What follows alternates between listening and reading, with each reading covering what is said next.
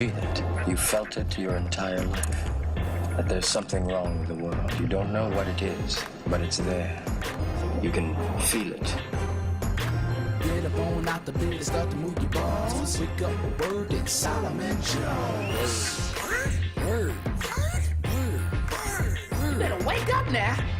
Good morning. This is Solomon Jones on 900 AM, 96.1 FM, WURD, and I want to welcome you to another edition of Wake Up with WURD, and we just got a whole lot going on today, man. We got a whole lot to talk about today. Get your fingers ready to do the walking. 215-634-8065, of course, is the number you can call to get in. But before I say anything else, Kawesa, you playing Earth, Wind, and Fire. You know that's my favorite group, really, of all time, probably, now that I think about it.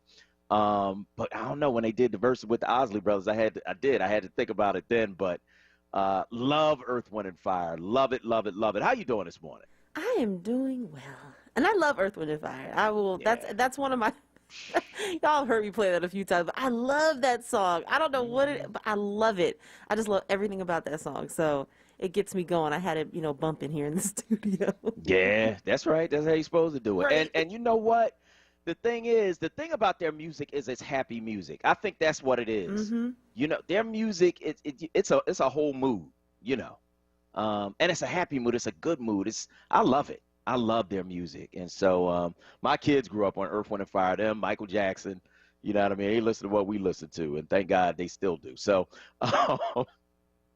but we got a lot to talk about because there's so much going on today, from the Pennsylvania Supreme Court surprise decision to overturn the Cosby verdict to the heartbreaking discovery of children's bodies in that Florida building collapse. And we'll talk about all of it, but I don't want us to overlook the fact that January 6th happened, that the vast majority of the GOP is trying to pretend it didn't, and that yesterday the House voted to form a select commission to examine the events and people involved in that insurrection. The House voted 222 to 190 to formally create the panel. Just two Republicans joined the Democrats to support its formation, Representatives Liz Cheney of Wyoming and Adam Kinzinger of Illinois. Ahead of the vote, House Speaker Nancy Pelosi said on the floor that she was heartbroken that Congress could not establish a bipartisan commission, even though the Speaker said she was still hopeful that a bipartisan commission could be formed. But here's where I am on this whole thing. I don't care if it's bipartisan. I don't care who goes along with it. I don't care who doesn't like it. I don't care what they say about it. You do what you got to do. You do this commission and make sure that you get down to the bottom of what happened on January 6th, get down to who was involved, who funded it, who paid for the buses, who paid for the stage, who paid for the mics, who paid for the speakers. Like, somebody had to put up the money for all of that, and you need to find it out.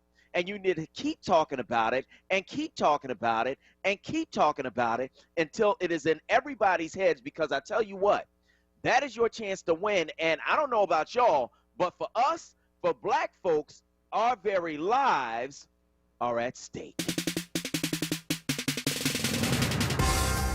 We got a hot show for you today on Wake Up with WURD. We're going to talk with attorney Kevin Mincy about what happened with Bill Cosby yesterday with his case being overturned. Of course, political commentator Jay McCalla breaking that down as well.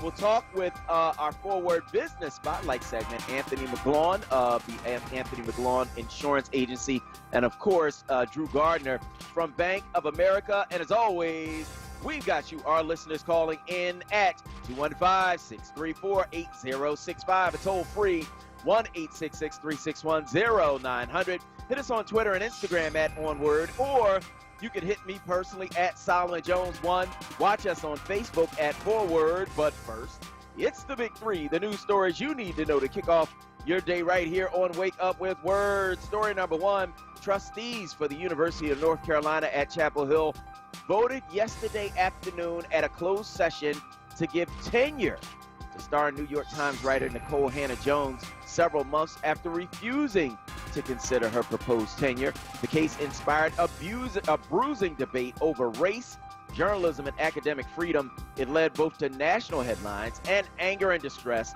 among many black faculty members and students at the University of North Carolina. Some professors there have publicly said they were reconsidering their willingness to remain at the university over the journalist treatment.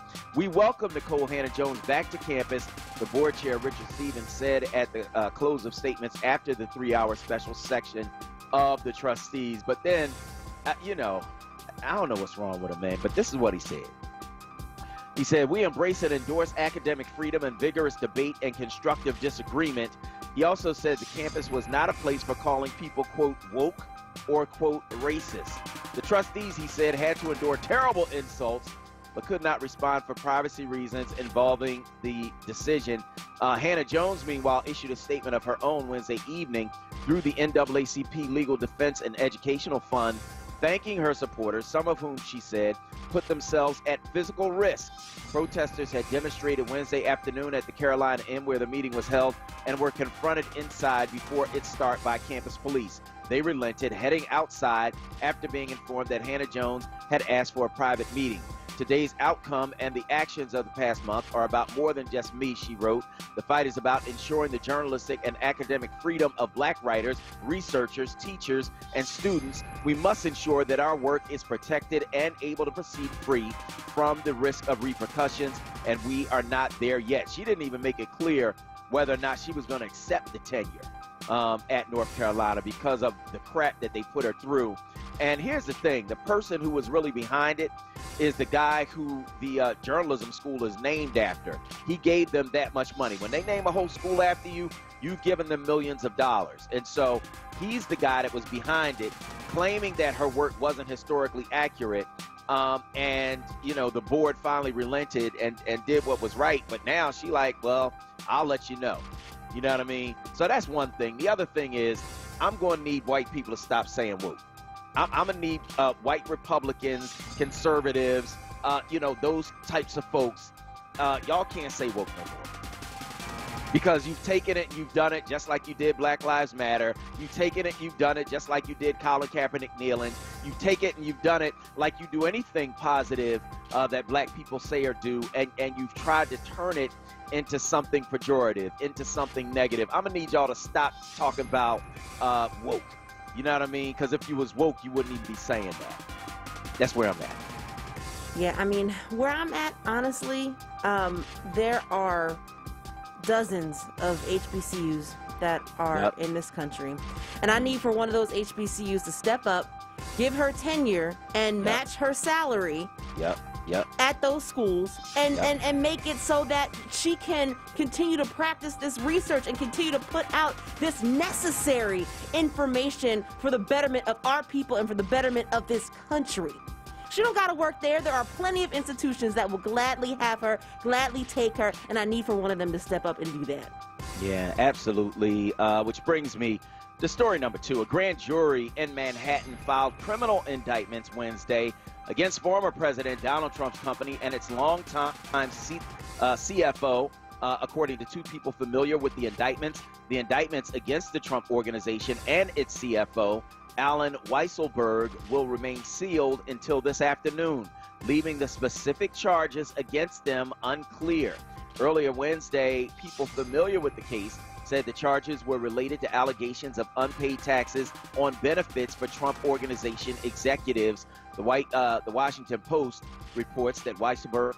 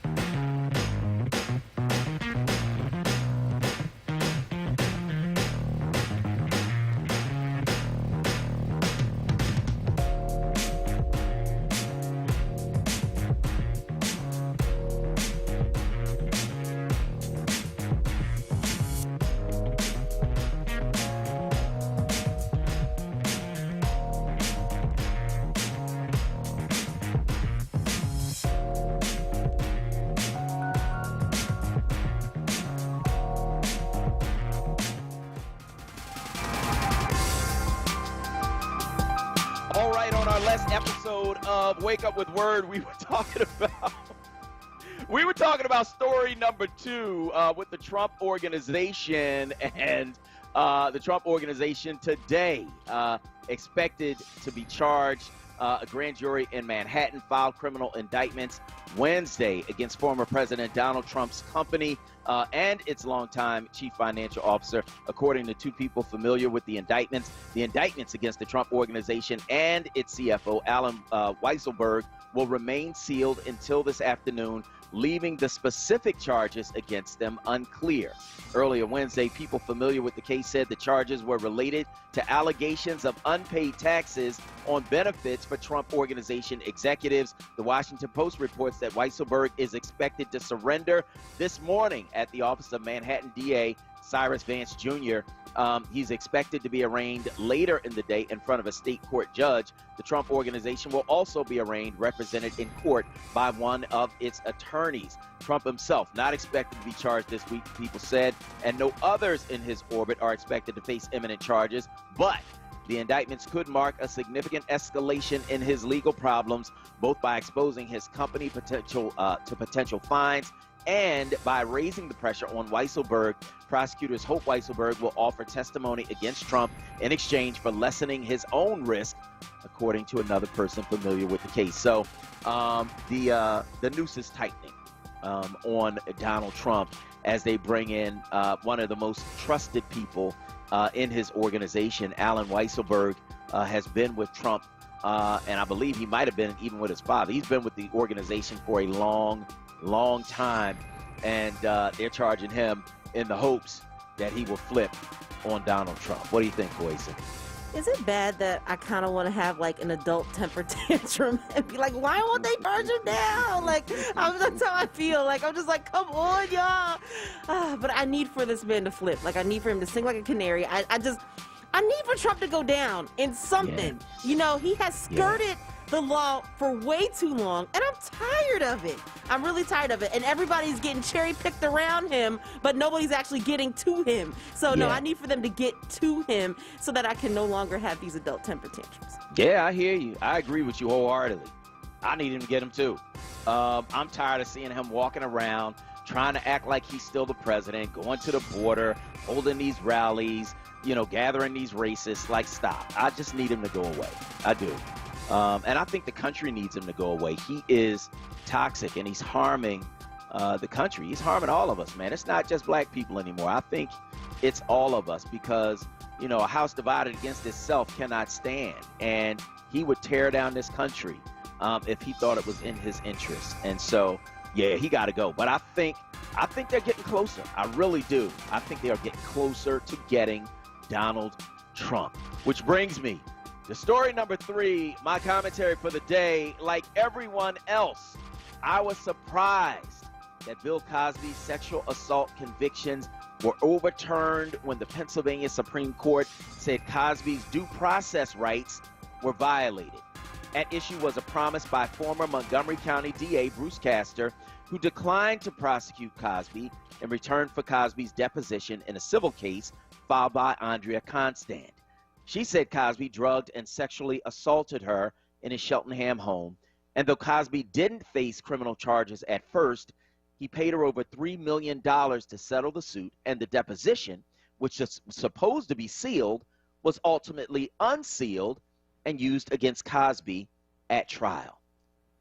Yesterday, the court said that kind of prosecutorial bait and switch is wrong, writing that, quote, the discretion vested in our Commonwealth's prosecutors, however vast, does not mean that its exercise is free of the constraints of due process. In other words, you shouldn't be doing the okie doke. Cosby didn't get due process, not after being accused of sexually assaulting white women. That's why when Kevin Steele ran for Montco DA on the promise to prosecute Cosby, his message made some of us, including me, think of lynching. Now, according to the NAACP's History of Lynching in America, this is what they say, and I quote, a common claim used to lynch black men was perceived sexual transgressions against white women. Charges of rape were routinely fabricated. These allegations were used to enforce segregation and advance stereotypes as black men as violent, hypersexual aggressors, end quote. Now, I don't want to erase the black women who were also victims of Bill Cosby, allegedly. But I will say this, that many of those women who came out against him and said that he'd done these things to them were white women. The majority of them were white women. And so maybe that's why older black people who could remember the days of lynching tended not to believe Cosby's accusers. Younger black people were more likely to condemn him as a rapist. Today, however, Cosby is free. So the lessons from his case should serve as a cautionary tale. Those who are accused of sexual assault deserve due process just like everybody else. Accusers should always be respected and always be heard. Prosecutors should always honor their agreements. And everyone should get a fair shake, no matter the color of their skin. I want to hear from you. You give me a call, 215-634-8065. That is 215-634-8065. That is the number you can call to get in on the conversation right here at WURD. I'm Solomon Jones. We'll be right back. Stand with WURD Radio, Pennsylvania's only black-owned talk radio station. Join the movement to keep the conversations going and amplify the voice of the black community. Show your support. Start or renew your full WURD membership today at WURDradio.com or call 215-425-7875.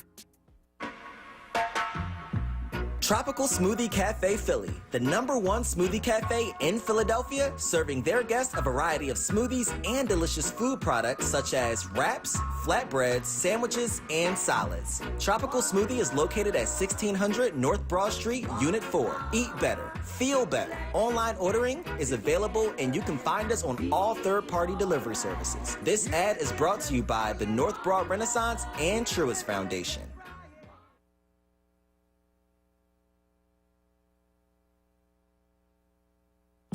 Now, a WURD weather update. Here's NBC 10 First Alert meteorologist Bill Henley. Partly cloudy, warm and muggy this morning. Showers and thunderstorms this afternoon, a high of 88 degrees. Lingering showers for Friday with mainly cloudy skies and dramatically cooler, a high of 78 after a morning low of 69 degrees. And mostly cloudy Saturday with a chance of showers, a high of 77. I'm NBC 10 First Alert meteorologist Bill Henley.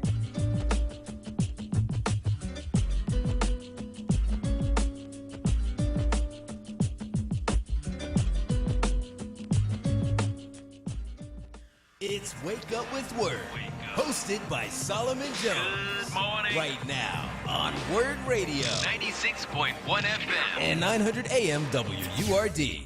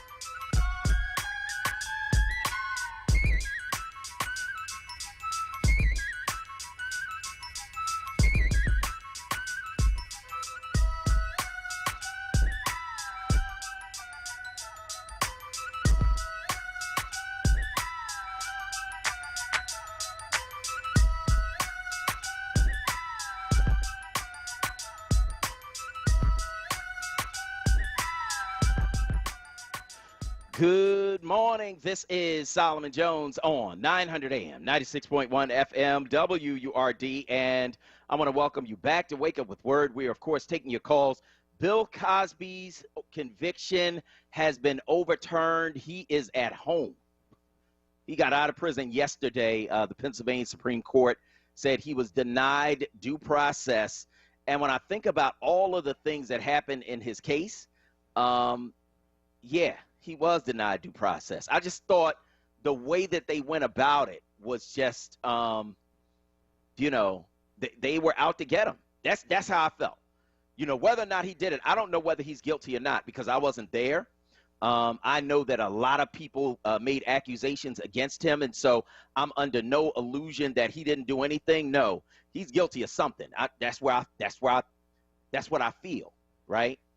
But the way that they went about it was just, we are focused on, we're going to get Bill Cosby. And it really did remind me of, you know, what the NAACP said about lynching and about these accusations that would be leveled against black men, and it would cost black men their lives. And so when I saw what happened with Bill Cosby, that's what I thought about. The way that they went about it just seemed underhanded and wrong, and the Supreme Court saw it that way as well. So I want to know what you think. You give me a call, 215-634-8065. That is 215-634-8065. That is the number you can call to get in on the conversation right here at WURD. But I don't want it to be all men's voices around this. Kawesa, you know, you looked at this thing. I know that, you know, you had some feelings about it. So I mean, what do you think? Well, for me, I think that it's two-sided. It's a nuanced conversation. You know, I feel that he did what he did. He admitted to giving, you know, women quaaludes for the purpose of having sex with them. And to me, I'm like, well, why do you like your women unconscious and not being able to consent, you know, in order to have relations with them? So there is a part of me that I feel like he did what he did. The other part of me, though, from a legal standpoint, yeah, they railroaded him. I mean, the justice system in this case, I have to admit that it was just because of the fact of how they went about it. You know, and so that's how I'm processing it. It is still extremely difficult for me to have to separate myself from, you know, all things Bill Cosby. I'm disappointed because I grew up watching the Cosby Show, different world, like he was a part of my childhood, right? And so it's disappointing to know that, you know, he wasn't a faithful family man. He wasn't faithful to his wife. You know, I'm thinking about all of those things. And so it's not just this letdown.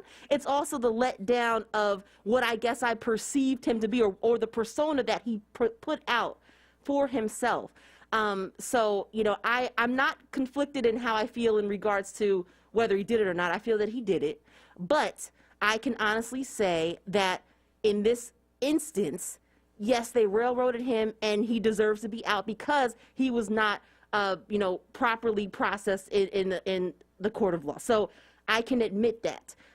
But yeah, it's a messy situation, and it's almost, and the other piece for me too is the fact that I also want to, because I am a woman, and because of the fact that I know that there are so many women and men really who are survivors of sexual assault, I always want to be cognizant of their stories and what they're saying and what they're putting out there, because when you have people who were so triumphant and so happy about the fact that he got out, and that's one of the reasons why you have so many survivors who don't want to come forward because of things like this. So it's a very, very nuanced conversation, you know, but I can at least admit that in this instance, yeah, they did him wrong. He wasn't processed correctly, and so that's why he's out. But I do feel that he is guilty.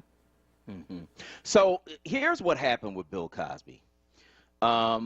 So 2004, he and Andrea Constand are at his house.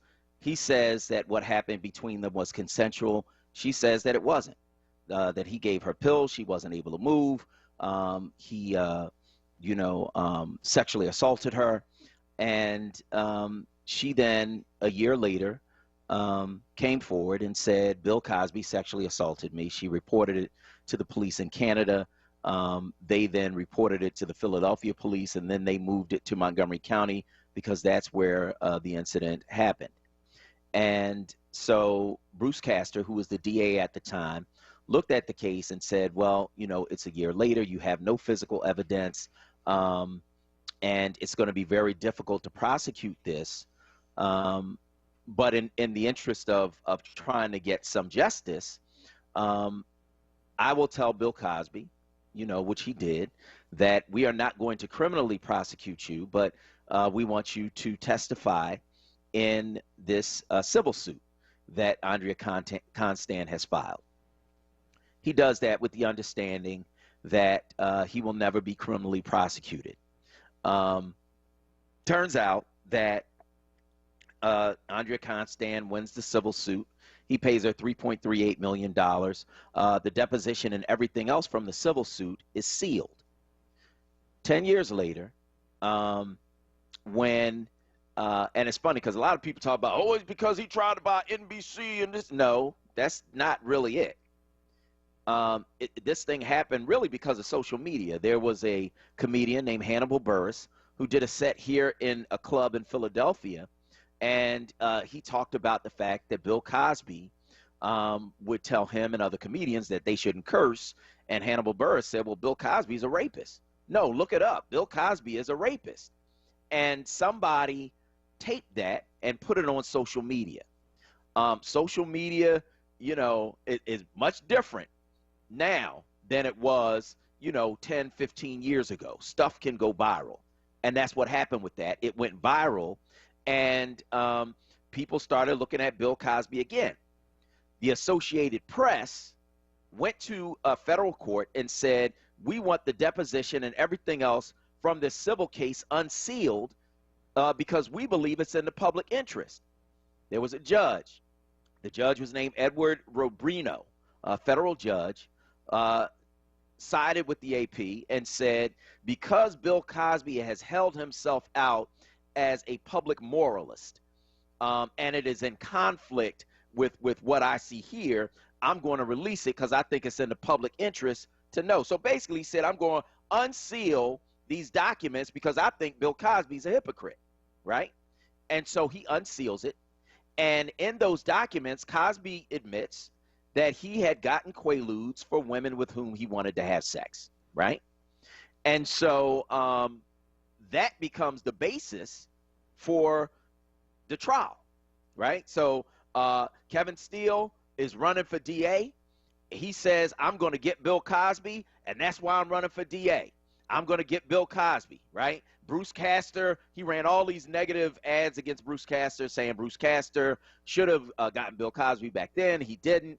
All of this is in the midst of a burgeoning Me Too movement, right, about sexual assault and sexual harassment and people calling for justice in those cases, and certainly they deserve justice in those cases. Bill Cosby becomes the sacrificial lamb in all of that, right?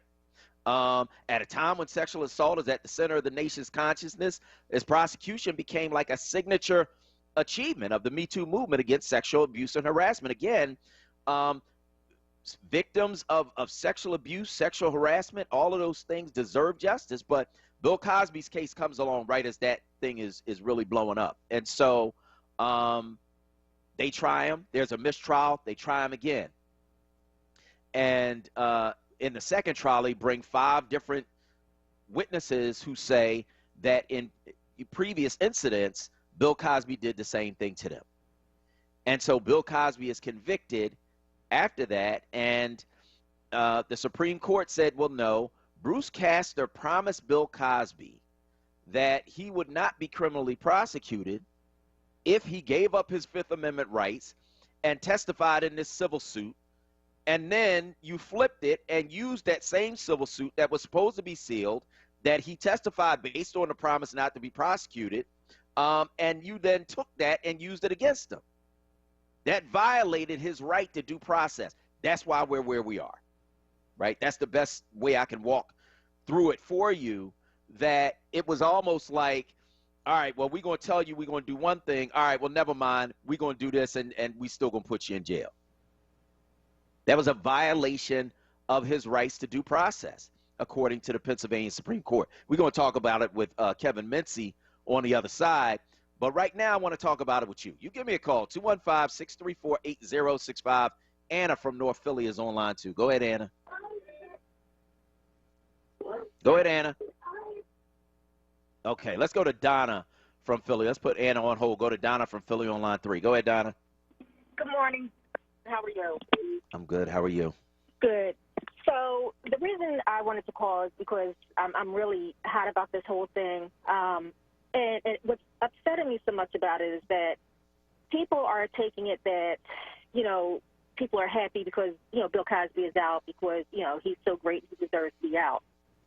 People, like you said, people are forgetting the fact that justice wasn't served to him. Regardless of what happened, and I don't discredit anybody, you know, if that was their experience with him, that was their experience. Who are we to say it wasn't? Right.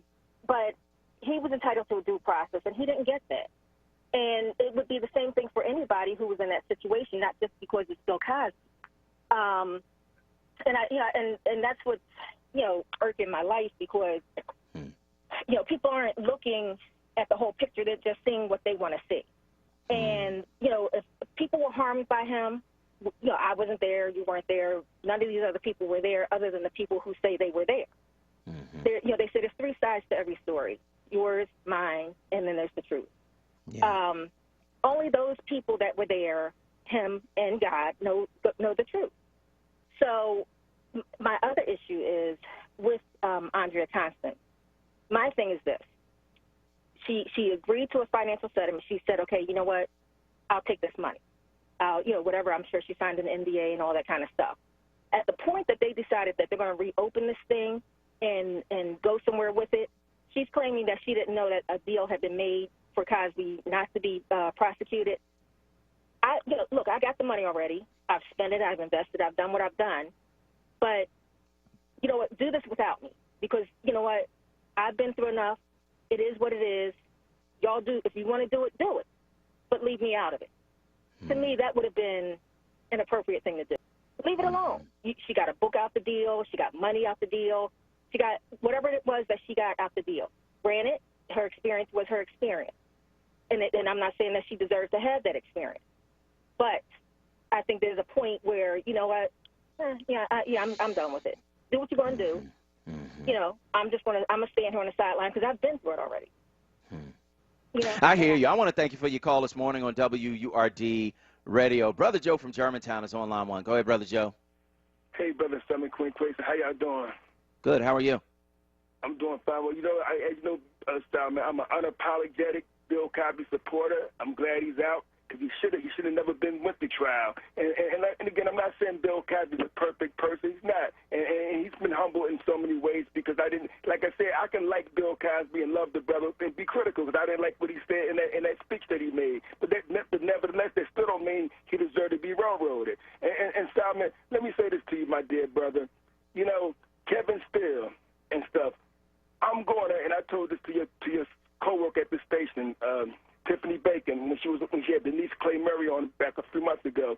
I'm going to send a letter to the Justice Department of Joe Biden's Justice Department, because not only Kevin Steele, but that whole Montgomery, it's bigger than Bill Cosby. So that's what I'm trying to get y'all to see. It's bigger than Bill Cosby. That whole crew up there, Lisa Furman, Thomas Branker, all the Montgomery County judges and prosecutors are racist bigots. They need to be called out by the Justice Department because they railroad black people up there. Michael Cordy been saying on this show that Kevin Steele tried to railroad a black client of his. You know what I mean? They all need to be investigated by the Justice Department and stuff like that because black people get don't get a fair shake in Montgomery County. You look at the disparity of how black people be convicted, so it's bigger than Bill Cosby. That's why I'm going to sit down and write a letter to President Joe Biden asking his Justice Department to come and investigate Montgomery County for their racism. Because see, it's not, again, it's bigger than Bill Cosby. It's about making sure that black people get treated fairly up there, man. And they do not get treated fairly in Montgomery County. And that's just the bottom line. It's not just no personal opinion. This is a fact, man. And lastly, Solomon, I say this in closing. Andrea Constantine, like the previous sister said before me, now Bill Cosby is such a monster, according to her. She went back up to that man's house 2 or 3 times after this alleged assault took place. Why would you want to be in this man's presence by himself? Instead of this man is such a monster. And lastly, Solomon, her and her mother and sister, a year or 2 later, Bill Cosby gave them front row tickets to a show in Toronto, Canada, where she's from. And her and her mother and sister saw Bill Cosby perform. This was about almost a year and a half after the Olympics. want to thank you for your call this morning on WURD Radio. I want to get to Anna from North Philly before we get to our guest on the other side of the break. Anna from North Philly, you got about a minute. Go ahead, Anna. I never liked Bill Cosby for some of the things that he said about African-American people and children. But I'm thinking about 3 young boys raped this 11-year-old girl down at the baseball stadium. One was 18, 2 was 17. They was found guilty at the children's court. The judge, at Christmas time, he said, these boys should not be in jail for Christmas, and he allowed them to go out. So all that crap about, what, justice? 11-year-old girl? Please. All right, Anna, I want to thank you so much for your call this morning on WURD Radio. We are going to go to break. On the other side, we're going to talk with attorney Kevin Mincy about the Bill Cosby case being overturned by the Pennsylvania Supreme Court yesterday. Attorney Kevin Mincy joins us on the other side of this break. I'm Solomon Jones. We'll be right back. Hello, Philadelphia. Switching to Geico is a good idea, especially when you consider everything. First off, Geico makes it easy to switch, and you can contact your local agent for personalized assistance. But having a trusted insurer in your life could make you feel so secure that you'll want to do something dangerous like run through a cactus patch, and that never ends well. Well, if you switch to Geico, you could save hundreds on car insurance, and you could keep saving by bundling your motorcycle, boat, and RV, plus your home or renter's insurance. But saving money might make you want to giggle gleefully, and when your mouth's open, a stray acorn could fall in there. It happens a lot, actually. Well, they do have an industry-leading mobile app you can use to pay your bill, file and manage a claim, or add a new driver. And they offer discounts to military and federal employees. And that might make you so happy that you start whistling all the time. Who likes whistling? Name one person. Well, Geico is the second largest car insurer in the country and has been saving people money for 85 years. It's hard to beat that. But you're right. Switch to Geico. It's obviously a good idea. Tune in this Saturday from 5 to 6 p.m. for the Islam Today show with a perspective on moral guidance and Islamic principles and values. Now, a word weather update. Here's NBC 10 First Alert meteorologist Bill Henley. Steamy conditions this morning, storms this afternoon, and temperatures climbing into the upper 80s. 88 degrees the high temperature. Storms could produce damaging wind and downpours capable of flash flooding. The shower chance stays with us on Friday. The temperatures will be cooler, a high of 78 degrees. Then mainly cloudy on Saturday with a chance of a shower, but looking good for the 4th of July. Lots of sunshine, low humidity, and 82 degrees. I'm NBC 10 First Alert meteorologist Bill Henley.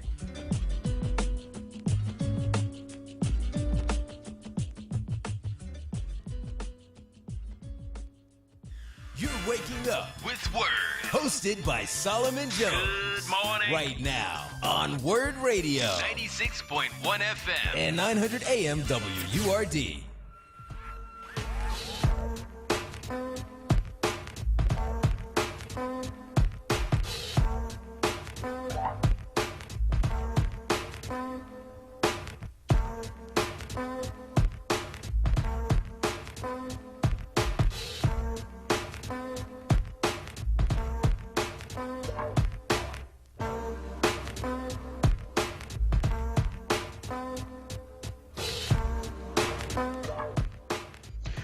Good morning. This is Solomon Jones on 900 AM, 96.1 FM, WURD, and I want to welcome you back to Wake Up with Word. Joining us now, attorney Kevin Mincy. He's a founding partner with the law firm Mincy Fitzpatrick Ross, LLC. He joins us to talk about the latest on Bill Cosby and his overturned conviction. Kevin, good morning. Good morning, Solomon. Good to be on with you. Yep. Good to have you. So, what is the root of the reason why the Pennsylvania Supreme Court overturned the conviction of Bill Cosby? It really comes down to basic constitutional principles, Solomon, and the ideal that a prosecutor's word means something. And so, in this instance, Bruce Castor had acted in a way by releasing a press release saying that they didn't have sufficient evidence to prosecute, that Mr. Cosby would not be prosecuted. They acted in a way that removed Fifth Amendment protection from Bill Cosby in his civil case. So had the specter of being prosecuted still been hanging over his head when Ms. Constant filed her civil suit at the depositions, Mr. Cosby could have invoked Fifth Amendment privilege, never given the statements that they ultimately ended up using against him in trial. But once they remove once they say publicly, we're not going to prosecute you, a person cannot invoke Fifth Amendment privileges because there's no fear of self-incrimination because you're not at risk of going to jail or being prosecuted. And so that's why the Supreme Court said, we can't allow something like this to stand. It doesn't have anything to do with the alleged conduct. It's really about, the actions of the prosecutor's office and how they obtain the evidence that they used in the trial. Mm-hmm. So the interesting thing about the press release, I read some of the Pennsylvania Supreme Court decision, and they talked about the fact that Bruce Castor signed that press release. Was that at the request of Constand's lawyers? Like, why did he sign the press release to lend, whatever validity to it he was trying to lend to it? Well, Mr. Cosby's lawyers wanted something in writing. And so what he did was sign the press release to say, like, well, these are my words. I'm signing it so that there would be no confusion as to think that, a communications person or someone in the office under him had come up with those words. He was signing it, adopting that language as his. So that was essentially his written statement to the Cosby team saying, we're not going to prosecute you. Mm-hmm.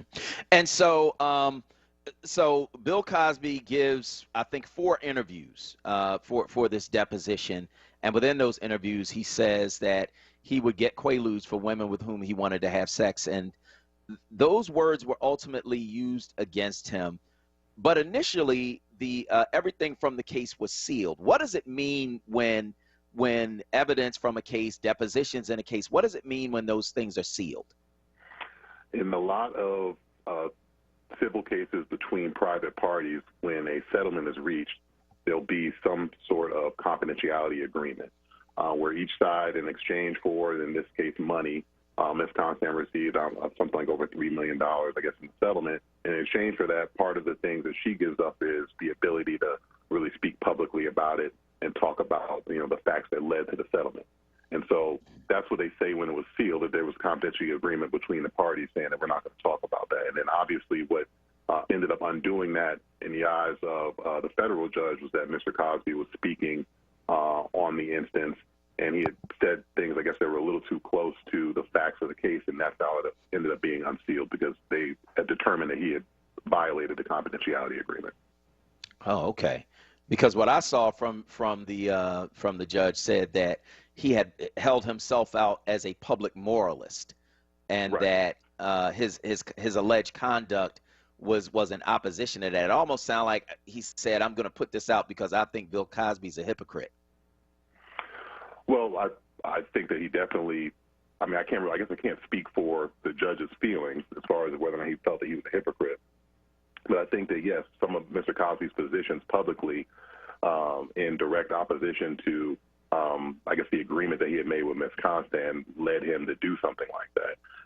Obviously that's something that Mr. Cosby's lawyers attempted to challenge, and that was, that fell by the wayside. Mm-hmm.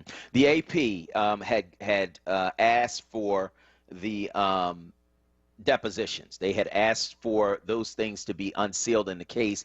And here's what Judge Eduardo Rubino said. He said, the stark contrast between Bill Cosby, the public moralist, and Bill Cosby, the subject of serious allegations concerning improper and perhaps criminal conduct, is a matter as to which the AP and by extension the public has a significant interest.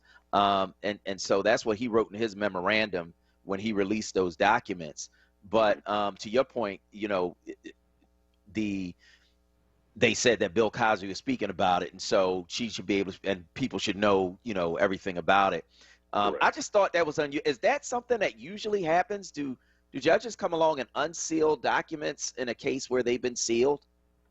It usually has to be something pretty remarkable to happen, and usually it has to be a direct violation of some sort of agreement that's been made between all of the parties. So I would say it's definitely unusual, but stranger things have happened.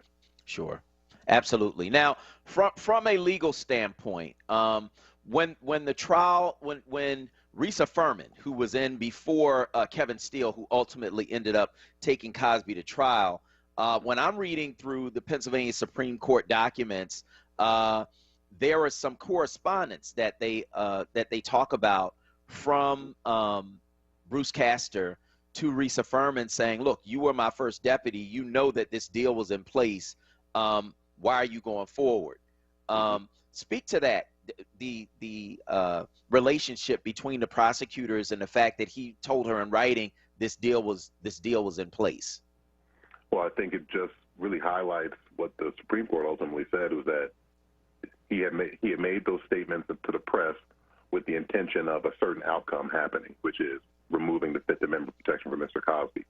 And what he was telling Ms. Furman was that, look, you can't, just because you're the new administration, you can't undo something like this. You're opening yourself up and the office to, civil liability, for basically pulling a bait and switch on someone and then ultimately using that information to prosecute them. And so I think what Mr. Castor was trying to relay to Ms. Furman was like, I've made this position. I've bound our office from being able to do anything with these criminal charges based on my decision, and you can't overrule that. And she just decided to ignore that and do what she wanted to do, or Mr. Steele ultimately ended up filing charges. Mm-hmm. So we are talking with attorney Kevin Mincy about the reason for Bill Cosby's conviction being overturned. And so Risa Furman goes forward. She ultimately does not take him to trial. Kevin Steele then runs on, I'm going to prosecute Bill Cosby, and he wins and then goes forward with this case. So why did they go forward with Constance's case? What was unusual about hers as compared to the other women who had accused Bill Cosby of wrongdoing? Well, I think the reason that they went forward with it is because they had essentially what they viewed as an admission by him in these depositions. Without that, like the other cases that do not have these admissions, you've seen that they have not moved forward with prosecution on those cases because it's a very difficult case to prove. And so that's why they went forward with it, because they had these statements that they had essentially convinced him to give by saying that they would prosecute him, and now it was essentially a layup for them. Mm-hmm. Mm-hmm. And so even though it was a layup, so the first trial ends, in a mistrial? Correct. Okay. And so what did they do in the second trial that was different in order for them to win a conviction?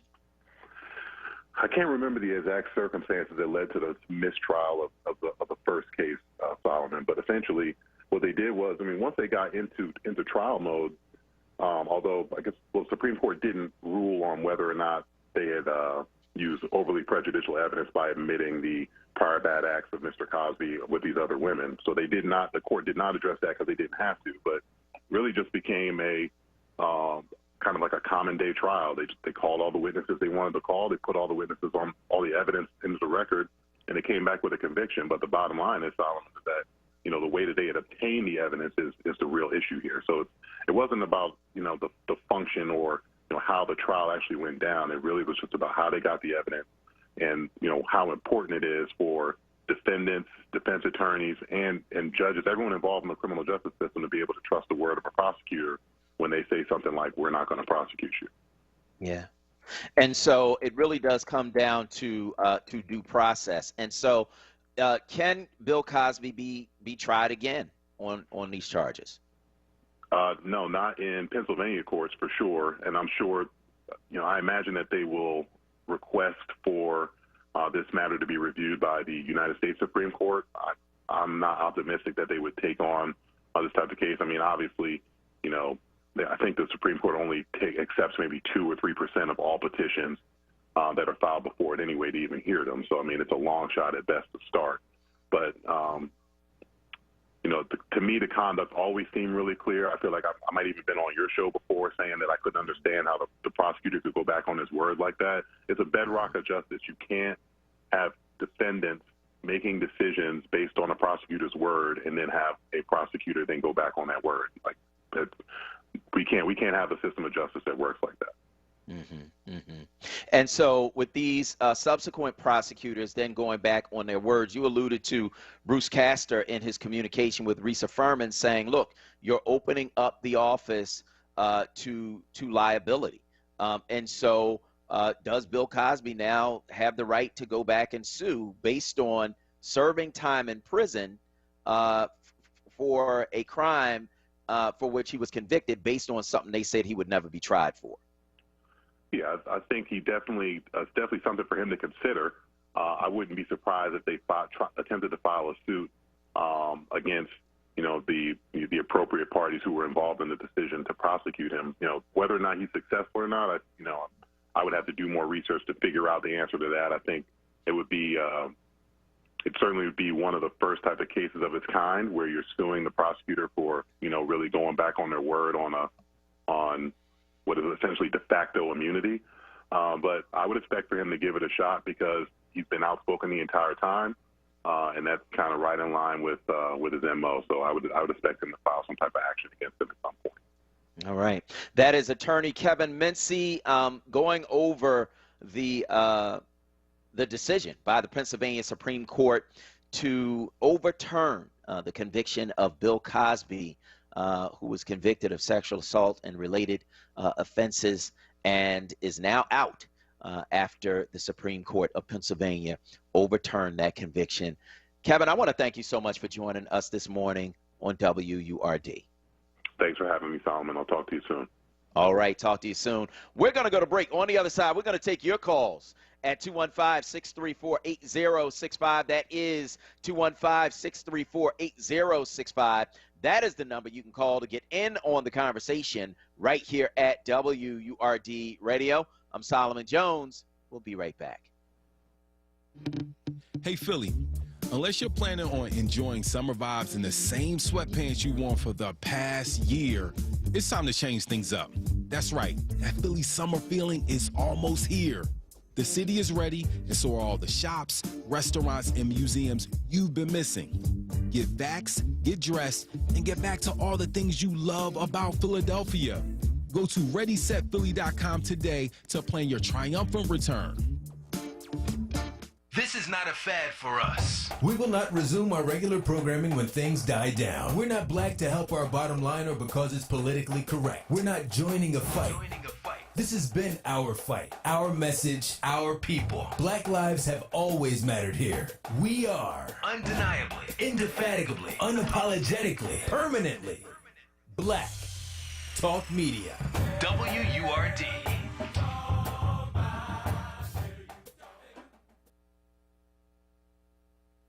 Lifting every voice till earth and heaven ring. This is WURD Radio, 96.1 FM and 900 AM WURD Philadelphia. Black Talk Media.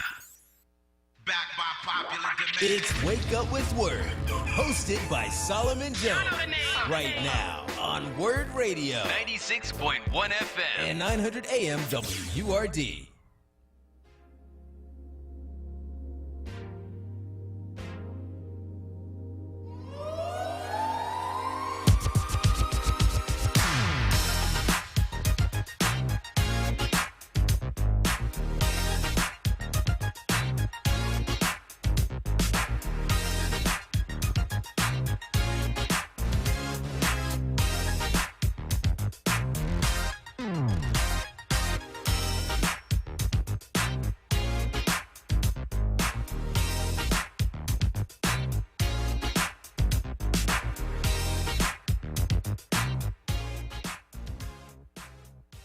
Morning. This is Solomon Jones on 900 AM, 96.1 FM, WURD, and I want to welcome you back to Wake Up with WURD.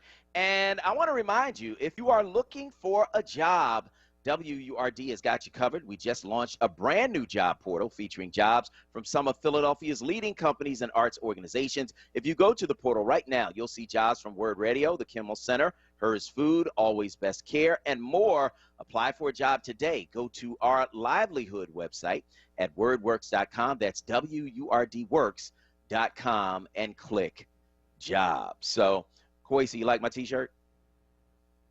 I do. And I saw the mug, too. Got the mug. You know what I mean? Logoed up. Yeah, I finally got my Man Up PHL T-shirt yesterday, and so excited to sport this. And of course, to do the work that we do, man. And we're excited. We're excited about moving forward as an organization, working with these young men, helping them out, man. I love the work we do. I'm tired because I was up last night trying to figure out this whole Bill Cosby thing, man, and reading through what the Pennsylvania Supreme Court wrote about it. But, between that and doing the Man Up PHL and doing the show and everything, a little bit tired, but grateful, really grateful for the opportunity to see this thing just grow and move and have an impact. So love that. So I want to hear from you. You give me a call. 215-634-8065 is the number you can call to get in on the conversation right here at WURD Radio. The big news, Bill Cosby's conviction overturned by the Pennsylvania Supreme Court. They say that his due process was violated. So I want to hear from you. You give me a call, 215-634-8065. That is 215-634-8065. That is the number that you can call to get in on the conversation right here at WURD. Kwesi, the other thing we have to talk about is the fact that Nicole Hannah-Jones got tenure at North Carolina University of North Carolina, but she has been kind of vague about whether or not she's even going to accept it now. And you know what? Good for her. What do you think? Yeah, like I said, if I were her, I wouldn't. Like, don't treat me like doggy doo-doo and then try to bring, like, no. So, like I said earlier, I think that, there needs to be an HBCU that picks her up and, matches her salary and gives her tenure immediately. Like, I don't think that I know that we as black folks no longer have to be in a position where we placate to, white folks. Like, I feel like we have the ability to make for ourselves, do for ourselves, and we don't have to depend on y'all. So, that's how I feel. I feel like, she should be able to go on and do whatever she needs to do, and she doesn't need to continue at the university. I feel like there are other opportunities that she can take advantage of that will be better for her and better for our people. So that's where I stand, because you ain't gonna treat me like trash and then try to dust me off and bring me back in here. No, we ain't doing that. I'm worth more than that. And you made a mockery of my work. You made a mockery of my intelligence. Like, no. How dare you even try to think about asking me back? Y'all were wrong. So I feel that, she, can do better things without them. Yeah. Yeah, I want to know what you guys think about that as well, because, again, Nicole Hannah-Jones is the architect behind the 1619 project. And, of course, that is a source of controversy in conservative circles because they don't want that taught. They don't want kids to learn a different perspective on the founding of America. They don't want kids to learn the role of slavery in the wealth of America. They don't want kids to learn about the brutality of slavery. They don't want kids to learn about the immorality of slavery. They don't want white kids to feel bad. And it's like, no, we feel bad all the time. So, like, you will know the truth, and the truth will set you free. Like, at some point, you have to know the truth. We live in this illusion in America. Like, I've talked about it before about how, when I was coming up, you would hear stuff like truth, justice, and American way. But you didn't understand that the American way was slavery and lynching and rape and castration and cruelty and whipping. Like, you didn't realize that was really the American way, right? You didn't realize that the American way was, no, we're not going to pay taxes, and so we're going to revolt because we don't want to pay taxes. Y'all got us over here, and now we don't owe y'all nothing, so we're not going to pay taxes. We're going to throw this tea in the Boston Harbor. You know what I mean? You didn't realize that the American way wasn't, this happy Thanksgiving, between the Pilgrims and the Native Americans. It really was the Native Americans dying first through disease, right, brought over by the Europeans, and then dying through slaughter by the Europeans. And so, you didn't realize that all of that was the American way. And so they don't want to talk about that. And that's the issue. That's why they did Nicole Hannah-Jones the way that they did Nicole Hannah-Jones, right? Saying that she didn't have the academic rigor in her work and that other historians disagreed. Well, I guess they did. The other historians, old white men, I guess they did disagree, right? And so now she's like, all right, thanks for the tenure. I'll let you know. And I'm here for it. I agree with her. Like, no, don't y'all. Now you twist in the wind. So I want to hear from you about that as well. You can give us a call. 215-634-8065 is the number you can call to get in. Of course, we're talking about Bill Cosby, his conviction overturned, the Pennsylvania Supreme Court ruling that his due process rights were violated. Mike from North Philly is on line one. Go ahead, Mike. Good morning, Solomon. How you doing today, brother? I'm good, man. How you doing? I'm doing pretty good. You know, 3 quick things on Nicole Hannah-Jones. The first thing about America is America will never look in the mirror because they like this. They don't want history taught. They want his story taught. Yeah. You know, yep. I can't understand why you don't want to live in truth. You know, I just don't get that. You know, the second thing is, Solomon, I almost broke my TV the other day when they showed Trump going out to the border. Who is this dude? I know. He's not president anymore. Why are the 3 major networks following him around? Let Fox News handle that. Yeah. You know, we went through 40 years of this crap. Yeah. You know, and we still follow him around like he's the president. You're not the president anymore, bro. I know. You know, I still can't believe this country elected a game show host. You know, it's pissing me off. Like, I don't want to see this dude no more. You're right. Yeah. It's like battered women's syndrome. You got to keep going home to the batterer. I don't want to see you no more. Yeah. America needs a protection order against Donald Trump. You know, it's ridiculous. You know, and the third thing is, you know, some of the same people who are mad that Bill Cosby is out are the same people who know the killers who are killing men, women, and children in their own neighborhood and won't say nothing. You know, it's the same people who said nothing when the woman just got probation for storming the Capitol. They don't have a problem with that, you know. And, you know, even Tom Mesereau said that's one of the most unfair trials he's ever been a part of with the Bill Cosby trial. You know, he's a lawyer that I think he defended Michael Jackson as well. You know, and people keep saying how they're mad at Bill Cosby for what he said. Maybe what he said was harsh, right? But, however, he still has a constitutional right, and he should not be the victim of malicious political prosecution, and that's just what it is. Thanks for taking my call. All right, Mike. I appreciate your call this morning on WURD Radio. You know, I felt like at every stage, and I so appreciate Kevin Mincy just kind of walking us through everything that happened in this case. I felt that at every stage that he was being railroaded. I did. You know, now that's separate from whether or not he did what he did. All these women come out and all of them telling the same story. You did something, bruh. You know what I mean? So I'm not under any illusion about that. But the way that they went about railroading him, I thought was wrong. I thought at every stage it was wrong. I thought it was wrong for the judge to be like, well, I'm going to put this out because you held yourself out as a public moralist, and that's in contrast to what I see. Like, what? I thought that was supposed to be sealed. You know what I mean? I thought it was wrong when Bruce Castor promised him that he would not be prosecuted and therefore compelled him to give this deposition in this civil case, right? For them to then turn around and say, nah, well, you are going to be prosecuted.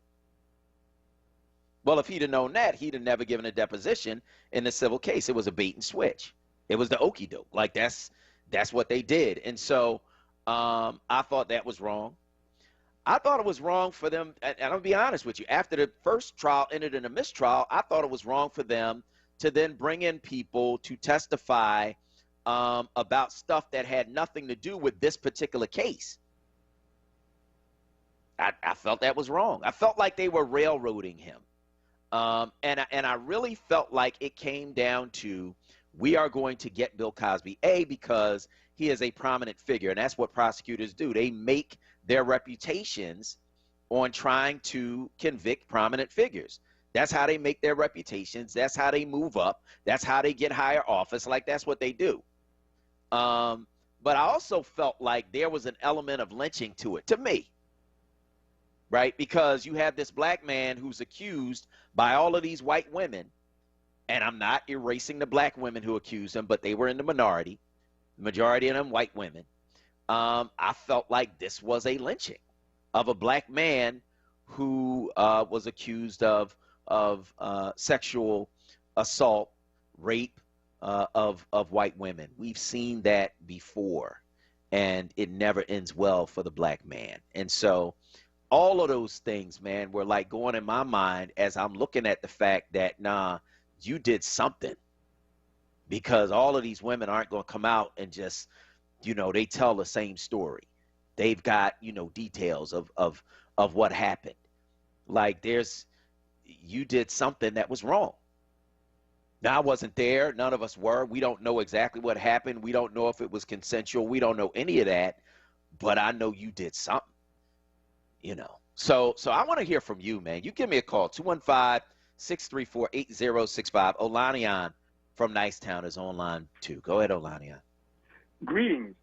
I hate to jump on the bandwagon, but I got to agree with what Koasa said. He was part of my youth. Well, maybe I wasn't a child. I was a young man, and he really fit the family values on the screen, and I liked him for his television act. But I really believe that even though you were railroaded and whatever they did to you illegally in the court system of racism, don't think that you can come out here and hide behind your black card, because I'm going to throw your black card away. You screwed up, bro. I'm talking about Bill Cosby. Mm-hmm. You know, you're going to have to build a lot more in the black community to be invited back as being our real brother. You screwed up. You know, face it. At least write a book about it. But don't let people just read what Eric Dyson said about you. So that's basically all I got to say. All right. I want to thank you so much for your call this morning on WURD Radio. So, of course, I know people are commenting on Facebook. You can do that at FORWURD, at FORWURD. That's FORWURD. We are talking about the Pennsylvania Supreme Court overturning the conviction of Bill Cosby. So we want to hear from you. Koasa, what are they saying this morning on Facebook? So we do have a few comments this morning on Facebook and YouTube. Winona Hayes Poole is saying, good morning, Word family. Happy Friday Eve. I like that, Friday Eve. I'm going to start adopting that. Deborah Dorn Carter says, Solomon, you and I both know why Nicole Hannah-Jones didn't get her 10-year HBCU step-up. The truth hurts, but it needs to come out. Things have been swept under the rug for centuries. It's time for things to hit the fan. What Cosby did was wrong, but what was done to our ancestors was too. Who's being held accountable for that? Shaking my head. So that is her comment. Gail Robinson, good morning to you. Thanks for checking us out this morning. Sorry, we got to... Phyllis Williams says, Bill Cosby admitted what he did and served time for his accused victims who voluntarily went to his house, broke an agreement, so he was released, and I feel that's good. Others pull up a chair, and you too serve time. I just hope all are enjoying the fruits of his labor. So that's her comment. Winona Hayes Poole says, I agree, Solomon. I never understood how they overturned and used his testimony from years ago against him in the last trial. We also have folks over on YouTube. Lola Khan, good morning to you. Maverick262, good morning to you also, and Thomas Bryant. Maverick262 says, Weiselberg is going to flip on the orange man. The walls are closing in.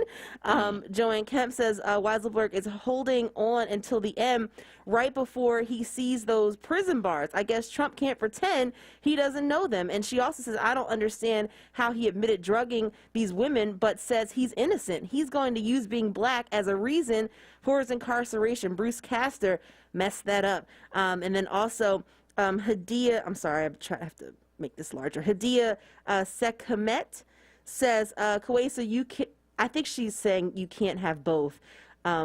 But here it says can. But she says either you agree with Cosby being guilty or you believe what those white judges in the highest court is correct in the Cosby overturned case.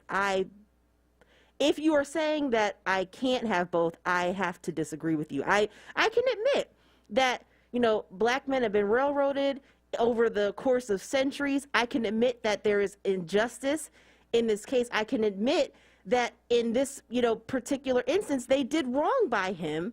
But I can also say, like, yo, not all them women were wrong. Like, I think that I can say both. I'm not saying that he shouldn't, be out, because I think that he should be based on the circumstances of this case.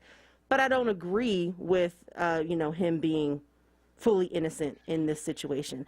Top Step Johnny says, where does Mr. Cosby go to get those years back? Not happy in Lawncrest. So that's his comment. Gail Robinson says in his deposition, he said he asked the women if they wanted drinks or drugs. It was a consensual thing. He was not drugging women unbeknownst to the individuals. It was stated time and time again the rape allegations were not true. The court of public opinion was in full swing. So that's her comment. I think also, there were several women who came forth, like Beverly Johnson, who came forth, and she has, a vast career. Some people I'm like, I don't think that they were lying. Like, I don't think that, Beverly Johnson would put her entire career on the line to accuse Cosby. Now, I think in her case, she wasn't assaulted, but I think that, she said that she had been, she felt that she had been drugged, and he put her in a taxi cab or something like that after, spending some time with him. So, that was her comment. I mean, that was what happened with her. Louis Kane Sr., hey, Solomon, how about Constant returning to his house several times after the alleged rape? So that's his comment. Yeah, I hear you on that. But then also the flip side is that, victims tend to go back to their abusers. So that does happen. So, it's a nuanced conversation. I'm going to keep saying nuanced here. And then lastly, I know a couple other folks had weighed in. We have, I'm trying to just grab some folks here. Joanne Kemp from YouTube, The American Way, they don't want to hear it. How about having to live every day? That's, I think, in regards to our comments with Nicole Hannah-Jones. So that is her comment there. And then lastly, Rashida Davenport is saying double jeopardy, it's against the law. And good morning to Sonia Marie. So, and Sherry Vaughn. Quite a few people commenting, but keep them coming. I'll try to do my best to get them in there. Yeah. So we appreciate your comments, and thank you so much for commenting online about what we're talking about this morning. And again, we are talking about the Pennsylvania Supreme Court overturning the conviction of Bill Cosby, saying that he was denied due process. And so I want to know what you think. You give me a call, 215-634-8065. That is 215-634-8065. Spent a lot of time kind of looking through the opinion that the Pennsylvania Supreme Court handed down. And here's one of the things that they wrote in their opinion. They said this about Constant constantly going back. They said, additionally, according to D.A. Castor, Constant's behavior in the year since the alleged assault complicated any effort to secure a conviction against Cosby. As evidenced by the number of telephone calls that she recorded, Constant continued to talk with Cosby on the phone, and she also continued to meet with him in person after the incident. D.A. Castor found these recurring interactions between a complainant and the alleged perpetrator to be atypical. D.A. Castor also reasoned that the recordings likely were illegal and included discussions that could be interpreted as attempts by Constant and her mother to get Cosby to pay Constant so that she would not contact the authorities. The totality of these circumstances ultimately led D.A. Castor to conclude that, quote, there was insufficient, credible, and admissible evidence upon which any charge against Cosby related to the Constant incident could be proven beyond a reasonable doubt. And so, I just think you're right, Kawais, it is nuanced. But Castor looked at all of those phone calls and visits and them trying to talk about money with him. He felt like it muddied the waters too much. So I don't know, man. This whole thing, to me, when I looked at it, just the whole way they went about it was dirty. They we gonna get Bill Cosby, and that's what Kevin Steele ran on. And I'm interested to see what happens to him for doing this, because it was clear. And again, Bruce Castor, which I didn't know until I read through this opinion from the Pennsylvania Supreme Court, Bruce Castor wrote to Risa Furman and said, you know that there's a deal in place. You know that you should not be going forward with this. And she was like, oh, I didn't know it was a deal in place. Well, how didn't you know? You're his first deputy, right? And she went forward with it anyway.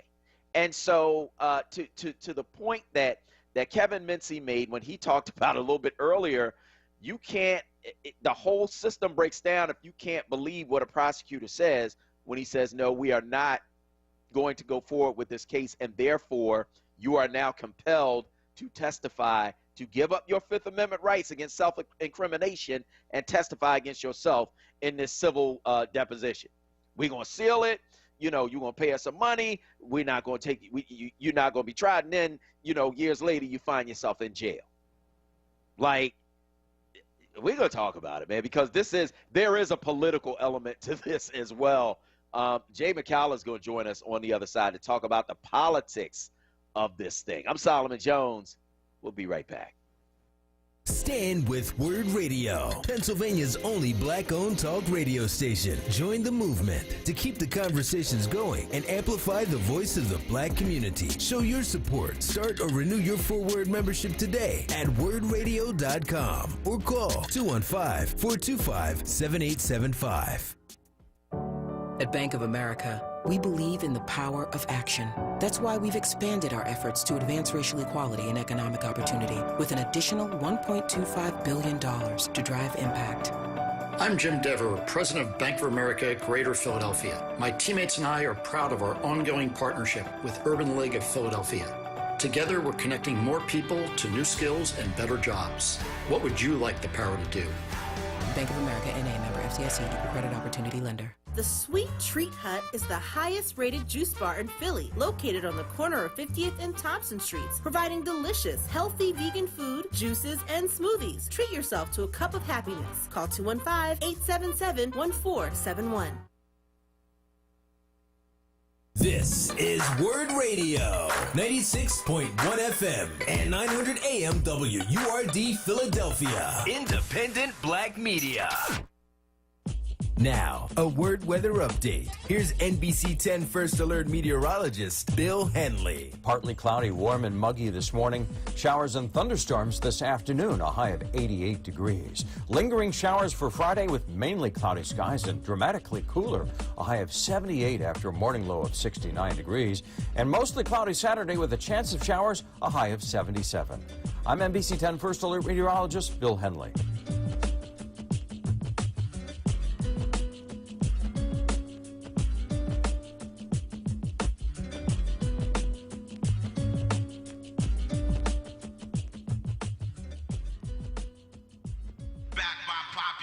It's Wake Up with WURD, hosted by Solomon Jones. Right now on WURD Radio, 96.1 FM and 900 AM WURD.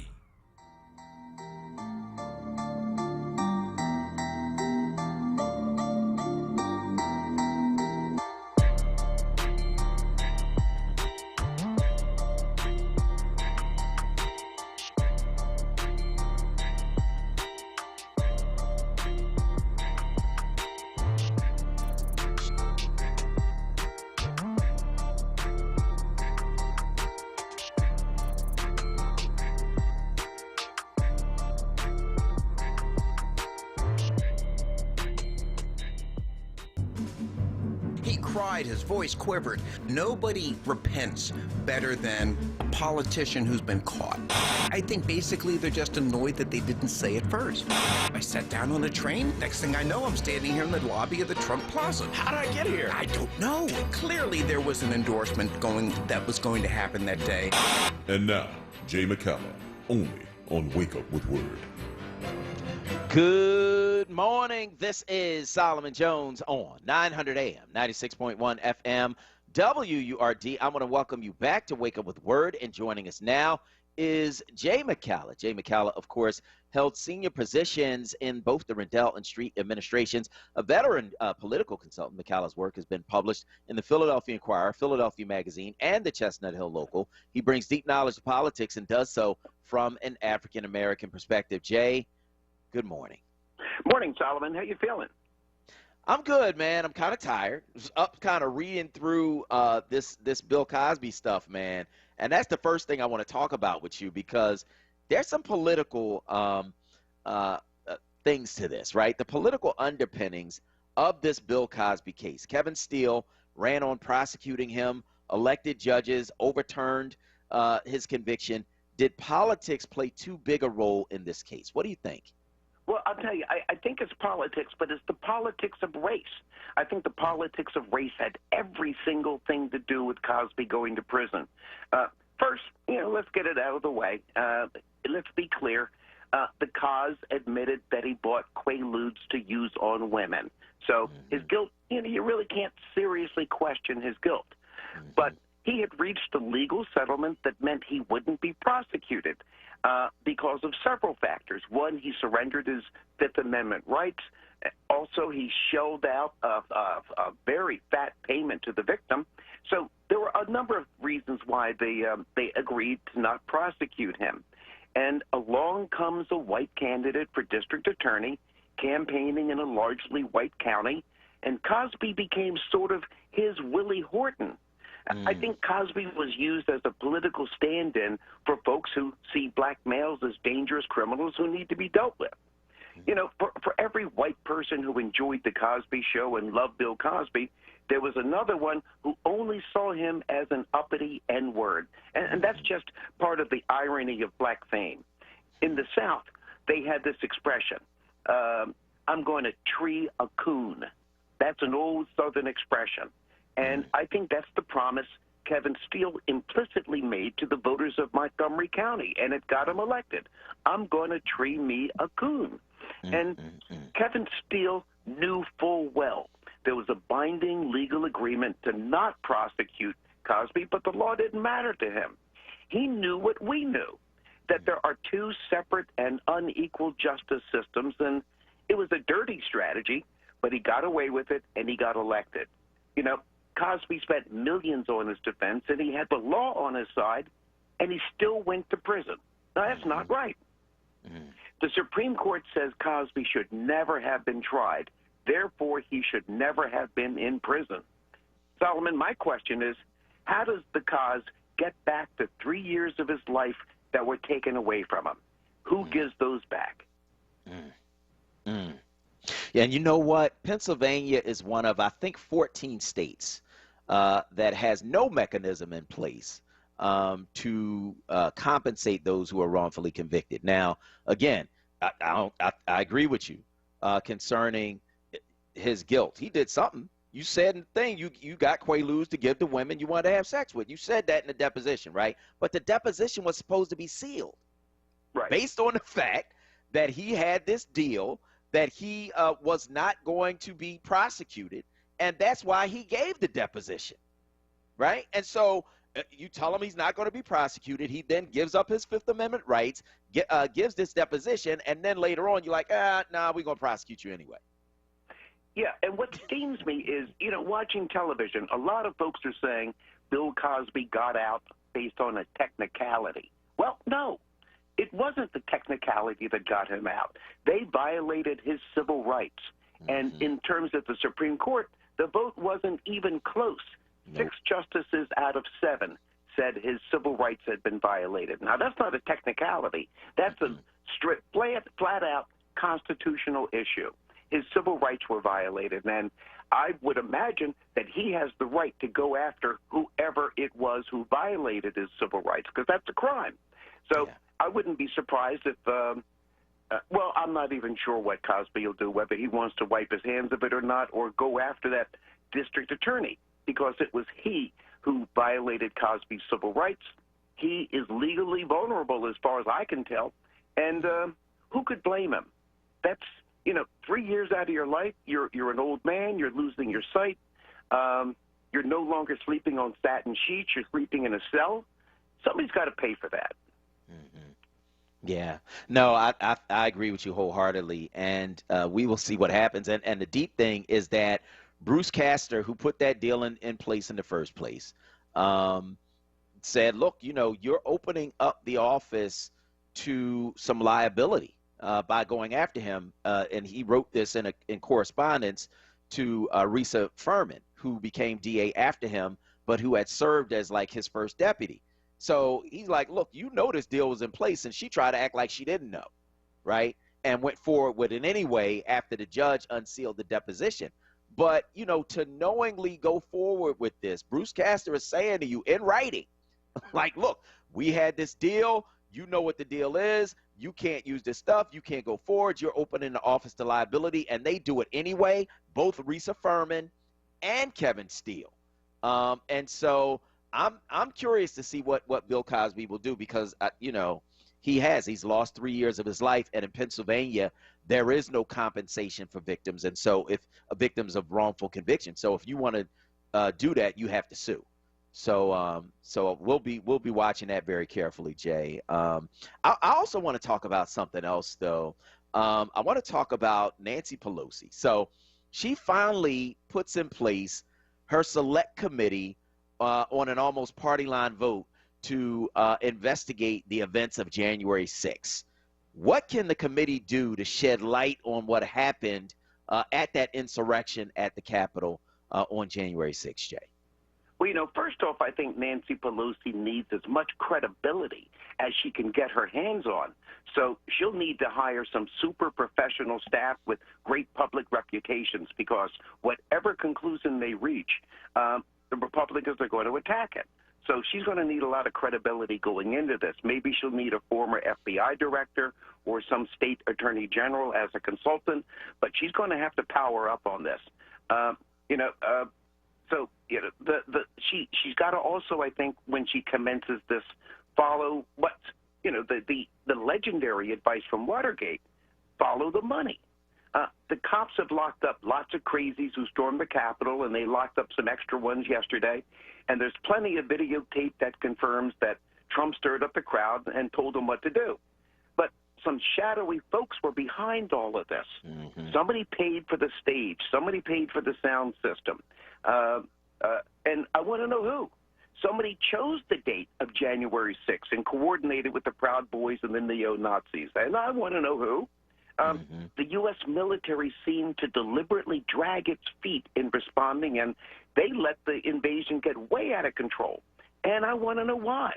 So Pelosi's got to be as tough as nails on this. And we've seen in the past where Trump's people ignored congressional subpoenas. I think it was his White House counsel, and then John Bolton, the national security advisor. Congress subpoenaed them, and they said, no, we're not coming.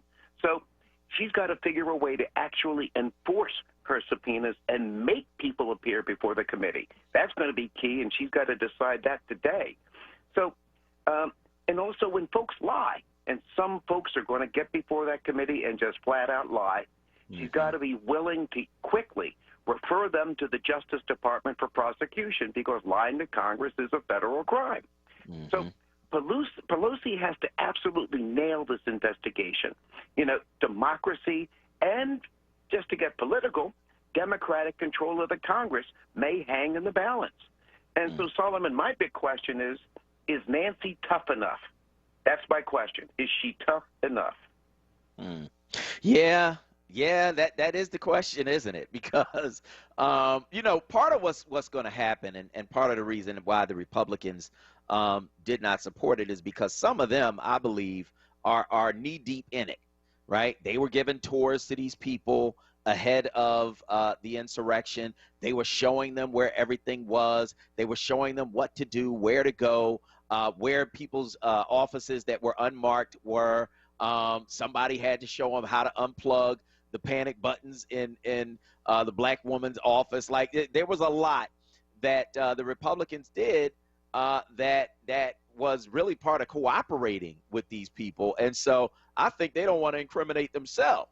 And so they don't want it investigated. They don't want it talked about. They want to change, you know, what it really was and try to whitewash it. But, you know, Pelosi has to be willing to look at everybody and everything, including some of her colleagues in the House who were in it. Absolutely. And that's going to mean she's got to have nerves of steel, because every step of the way, everything she does, the witnesses she calls, everything is going to be criticized and attacked on those three super conservative cable networks. and by all of these conservative, extreme right-wing Congress people. So she's got to go in with her helmet on and be willing to dig and dig and dig and let the chips fall where they may. Because if Republicans are exposed with having the dirtiest hands of the dirtiest hands, then maybe we can keep control of the House of Representatives. Maybe we can keep control of the Senate and give Biden a couple of extra years to get his program through.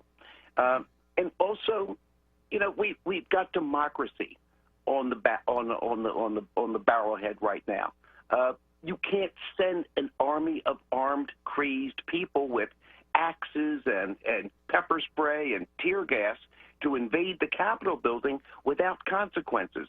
And that's what the Republicans are asking for. We want to be able to slap you around, call you all kinds of names, and then walk away and you just say, thanks for the experience. No, somebody has to wind up in prison. Some of these secret, clustered, maybe some right-wing billionaires are behind this. Who knows? And we won't know until there's a full investigation. And, she's got to dig and dig and dig and realize she's going to get some terrible pushback. But there's a lot riding on this. Yeah. One of the things that they said, I'm kind of tired of hearing the Democrats say bipartisan. Just take it out of your vocabulary. They don't want to work with you, man. You know, and she keeps saying, you know, I wish it would have been more bipartisan. Now, Liz Cheney and I think one more Republican signed on to this thing. But you know, it's nothing you do is going to be bipartisan. They don't want to work with you. And so she's going to have to be willing to go forward, you know, and the Democrats are going to have to be willing to be in lockstep with her. And that's one thing that I find to be a weakness with Democrats is that, you know, you got too many factions. You got too many factions, man, and that's why you can't get nothing done. On this, they need to be in lockstep, Jay. I agree with you.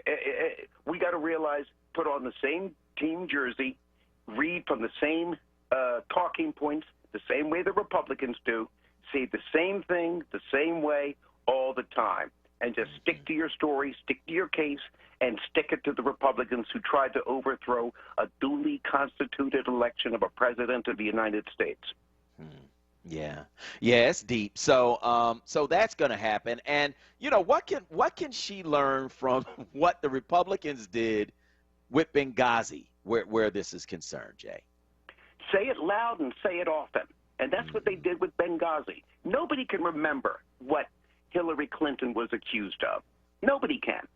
Was it not sending troops or something? Was it putting ambassadors in harm's way? Nobody remembers what Benghazi was about. But everybody remembers Hillary coming up there, being drugged up there, sitting on that wooden chair for maybe 8 or 9 hours, just testifying her little heart out, and the many, many, many hearings. And what the public tends to think is where there's smoke, there's fire. Yep. And so the Republicans built up all this smoke. There was no fire, but they built up all of this smoke and gaslighted the American people. And Democrats have to understand that. Don't have a million points that you're following. Don't have 30 or 40 different agendas that you're pursuing. Figure out the 3 things you want to say, the 3 targets you want to go after, and say them 10 times a day to every reporter, every TV station, and force it to sink into the minds of the American public that Republicans were behind this. It was an attempt to overthrow the government, and that's not right. Just keep saying that, keep saying that, keep saying that, and don't vary off into some liberal agenda or some progressive agenda. Stick to the law and the fact that the law was broken. Yeah, no, I agree wholeheartedly. And that's the thing, man. Don't have these complicated messages nobody can understand. Once you get past like 2 sentences, man, ain't nobody listening. Nobody know what you're talking about. You know, I think you're right, Jay. 3 simple points and leave it at that. Meat and potatoes, meat and potatoes, meat and potatoes. Absolutely. We're going to go to break. On the other side, we're going to continue our conversation with Jay McCallum. I'm Solomon Jones. We'll be right back. Looking for an exciting and well-paying new career opportunity? MCAP is a free manufacturing career accelerator program. In just 7 weeks, learn new career skills, earn industry certifications, and connect to manufacturing companies who are hiring. To see if MCAP is right for you, call 215-770-7101. That's 215-770-7101. MCAP is brought to you by Drexel University's Goodwin College of Professional Studies in partnership with EDSI Incorporated. MCAP is an equal opportunity program. Diverse candidates, including women and people of color, are strongly encouraged to apply. Tropical Smoothie Cafe Philly, the #1 smoothie cafe in Philadelphia, serving their guests a variety of smoothies and delicious food products such as wraps, flatbreads, sandwiches, and salads. Tropical Smoothie is located at 1600 North Broad Street, Unit 4. Eat better, feel better. Online ordering is available, and you can find us on all third-party delivery services. This ad is brought to you by the North Broad Renaissance and Truist Foundation. Celebrate independence in music this July 5th. With WURD Radio's Indie Vibe Music Movement, a special day-long broadcast featuring music and conversation about the history and impact of black music. We're kicking it off with a celebration of funk and soul with host Carol Riddick, beginning at 7 a.m. At 10 a.m., it's hip-hop with the rapping professor Dr. Aaron Smith. Then at 1, it's Caribbean music, hosted by Lloyd Cummings. At 4, it's house and Afrobeat with hosts Rich Medina and Lady Alma, with music from Mike Nice. Then wrap up the day with Neo Soul, hosted by John Barber, and a special music mix by Fatine Dantzler of Kindred the Family Soul. It's going down Monday, July 5th, beginning at 7 a.m. Listen live on WURD Radio, 96.1 FM and 900 AM WURD. Streaming live on WURDradio.com and on the new WURD Radio app, available on the Apple App Store and in Google Play, or watch live on WURD TV via Facebook and YouTube. WURD Radio, independent black media. It's Wake Up with WURD, hosted by Solomon Jones. Good morning. Right now on WURD Radio, 96.1 FM and 900 AM WURD.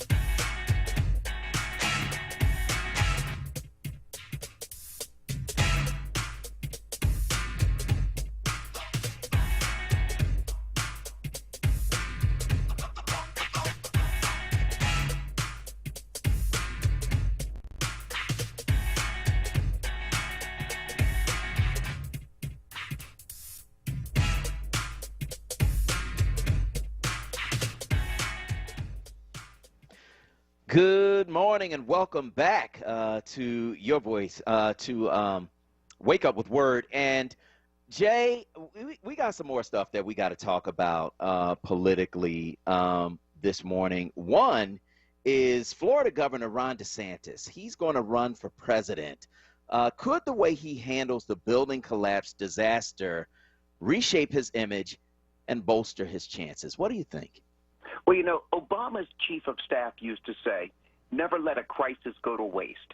And so far, you got a number of Florida politicians rushing to grab some of that media spotlight and politically capitalize on this terrible, terrible disaster.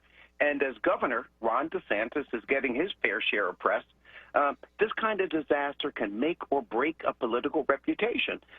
Rudy Giuliani was just a run-of-the-mill big city mayor until 9/11. And then he became America's mayor and felt like he ought to be president, and he ran. So DeSantis can do the same thing with this terrible, terrible tragedy, and I think he's absolutely willing to do just that. He's already the darling of the extreme right-wing well, all of the Republican Party is the extreme right wing anymore, but he's their darling right now. He condemns the teaching of any kind of race theory in colleges, and he moved like greased lightning to restrict blacks from voting in the state of Florida. So he's got them where he wants them. They're loving him. So, and I also remember, and I'll go to my grave remembering, that when DeSantis was running for election against a black male, he warned the voters of Florida to, quote, not monkey around. Now, call me crazy, but that sounds pretty racist. Yep. This guy may be the most popular Republican in the country, including Donald Trump. And I think we can absolutely count on him running for president. And he's going to stand on this building and this collapse and his solid response to it as part of his credentials as being a solid executive and a man of action. But, Solomon, if he looks decisive and caring in the midst of this terrible collapse, he could combine his racist appeal and wind up in the White House. It's scary, but Lord knows it's true. I remember when George Bush just flubbed his response to Hurricane Katrina. He fell in the polls. So if Ron DeSantis can look like any kind of a leader in this, it does strengthen his credentials to run for president. You'll see it in ads. Maybe they'll even phony up some photos of him moving some of the bricks and some of the stone. But he's going to try to make this his 9/11. And frankly, he'd be crazy not to. Yeah. No, I agree wholeheartedly. Now, the thing is, with this building collapse, one of the things you got to figure out is who knew what and when in the government in Florida. Now, they're looking at who knew what and when in that town, but also want to know who knew what and when in that state, because there's a 3-year-old report on that building that says the building was in terrible condition and was desperately in need of repair, talked about the foundation eroding, the parking, the garage, the concrete slab below the pool, like all of that.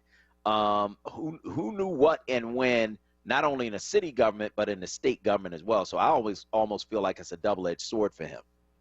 Yeah, it is a double-edged sword, and some smart reporter needs to check and see if the owner of that building was a donor. I mean, if it's a straight up enforcement issue, then send your inspectors in, shut them down, make them do what they got to do. But things get complicated when the owner is a campaign donor. So I think somebody's got to check that out. And also, there's some theories down there that climate change contributed to the crumbling of that building. Now, we all know Republicans don't believe in climate change.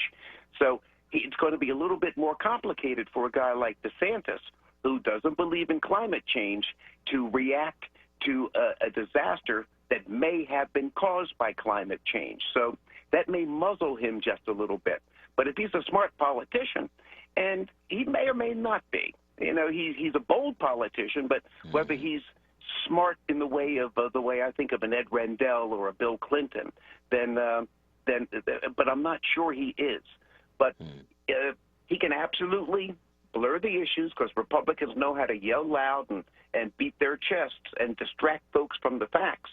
So I think he's got an advantage here, but he's got to be careful how he plays it, because, again, if the owner and anybody who owns a building like that is a pretty wealthy fella, if the owner was a donor, then Ron DeSantis is in trouble. Yeah, so we'll be watching that carefully, and I think he's absolutely going to run, and we'll see how this whole thing plays for him, because now they're finding children's bodies in that rubble. Oh, Lord have mercy. Jay, it's heartbreaking, man. Yeah, you move into a place, you believe it's safe. I lived at a place in Center City which had balconies, and I was never confident about standing on one of those balconies.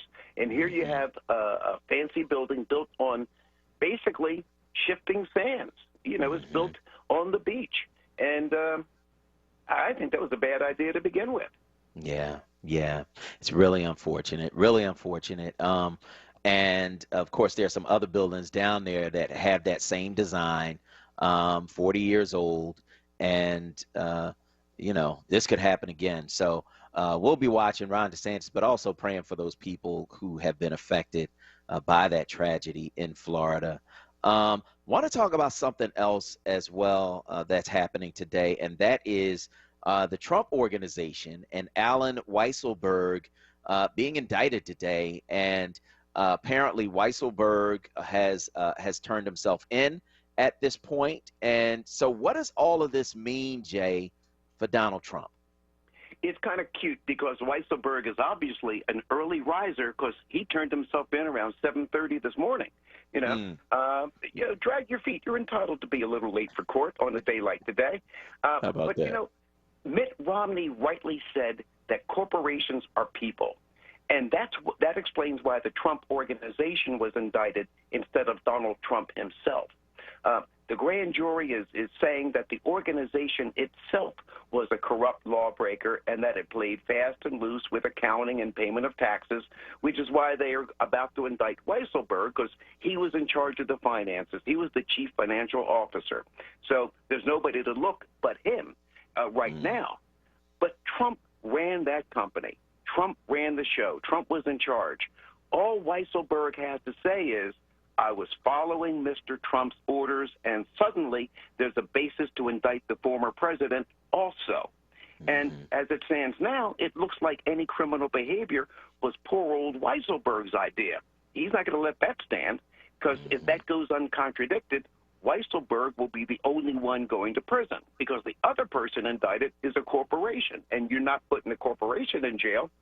So Weisselberg is an old, rich dude who doesn't want to spend his last years in prison while Trump lives in luxury at Mar-a-Lago, so I think he's going to spill his guts, and he's going to spill his guts fast. At this point, any fool can tell you that for Donald Trump, loyalty is a one-way street, and that Donald also no longer has pardon powers. So Weisselberg is on his own. The only way Alan Weisselberg survives this is if he sings like Ella Fitzgerald and gives up Donald Trump. You know, he's got to get his pipes going and blow. And Solomon, Weisselberg is 73 years old. Yeah. I'm betting he's going to sing. Yeah, I'm betting he is too, because there's no way in the world. Why am I going to jail for you? Right. You know what I mean? And you know, as I followed this thing with the Trump organization and the tax evasion and all of that, Trump basically stood on stage and said he evades taxes. When Hillary Clinton said you don't pay taxes, he was like, that makes me smart. Yeah. Right. Well, that also makes you a criminal. Right. Yeah, if you're breaking the law. I know how to work the system. Who better than I to be president? Who better than I, he used to say. Yeah. And this trip to the border, that's to massage his little ego, but he also knows he knows how to create a distraction like nobody's business. And so he knows where Alan Weisselberg is this morning, and that's why he's kicking up all this dust with a rally here and a rally there and a trip to the border. Hey, look over here. Don't look over there. Look over here, because I can talk at the border, but I can't explain what's going on in New York. I can't explain why my chief financial officer is about to be handcuffed, and I don't dare try because I look bad over there. But, you know, let's go down to the border. I'll be a racist again, and you'll love me again, and you will look at all that other stuff. You know, Trump's people have spent the last 4 or 5 years looking the other way.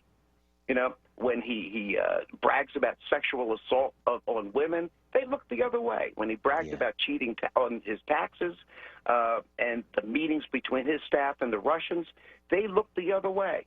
And so they'll look the other way now, but it's not up to them anymore. It's up to the district attorney in New York City, and it's up to grand juries. And we all know, you know, they don't love Trump, and the law is against him. And once Alan Weisselberg says, Trump made me do it, Trump knew everything, Trump is sunk like the USS Titanic.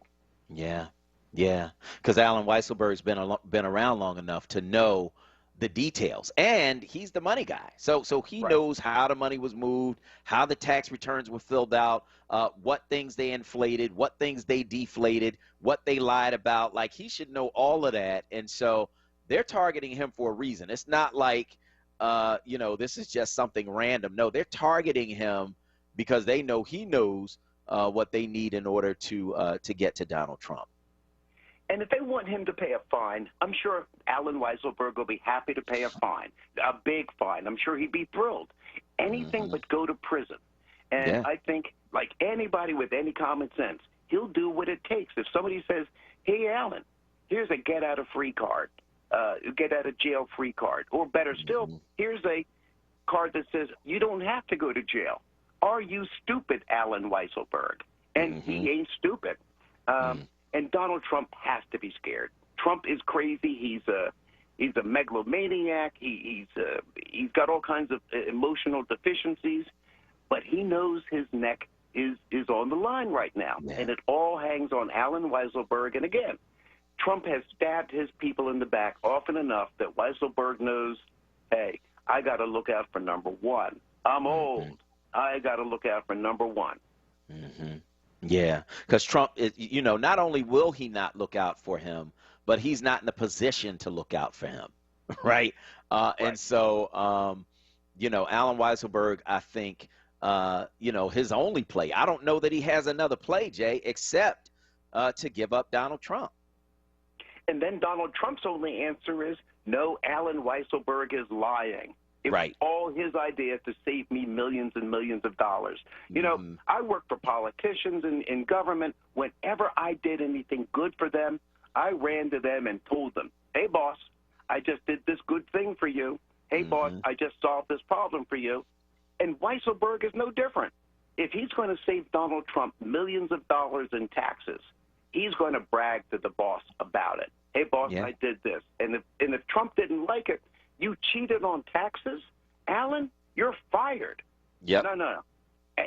Weisselberg is still there. He's been working for Trump for decades. So Weisselberg's way of doing business was in complete agreement with Donald Trump. Cheat on my taxes? Heck yeah. Come on with it, brother. They high five. Job well done. So Donald Trump, no, I don't see him getting out of this. If a man with the sobriety and the reputation of an Alan Weisselberg says, he knew, I told him everything I was doing, he knew before I did it, he knew while I was doing it, he knew after I did it, then Trump's got nowhere to go. I don't know what happens to him legally, whether they fine him, whether they shut down his corporation as a racketeering organization. I don't know whether he has the risk of going to jail. But I do know a man that chubby is going to be sweating. I know that's right. That is Jay McCalla. He held senior positions in both the Rendell and Street administrations, a veteran political consultant. His work has been published in the Philadelphia Inquirer, Philadelphia Magazine, and the Chestnut Hill Local. He brings deep knowledge to politics and does so from an African-American perspective. Jay, as always, thanks so much. Always an honor. All right, we're going to go to break. On the other side, we're going to continue the show. I'm Solomon Jones. We'll be right back. Enterprise Exterminators, located at 4943 Wayne Avenue, has been in business since 1976 and can eliminate whatever pest problems you have. Enterprise specializes in bed bugs, lanternflies, and termites. Call for your free termite inspection today. Do-it-yourself kits are available. Enterprise Exterminators, servicing Philadelphia, Delaware, and New Jersey. Call now, 215-849-7070. Ask us about the WURD and senior discounts. Tune in every Saturday at 6 p.m. to Recovery Talk 101 with your host, Rick Ford, talking about addiction, treatment, and recovery. Right here on WURD Radio. The Black Words Book Club.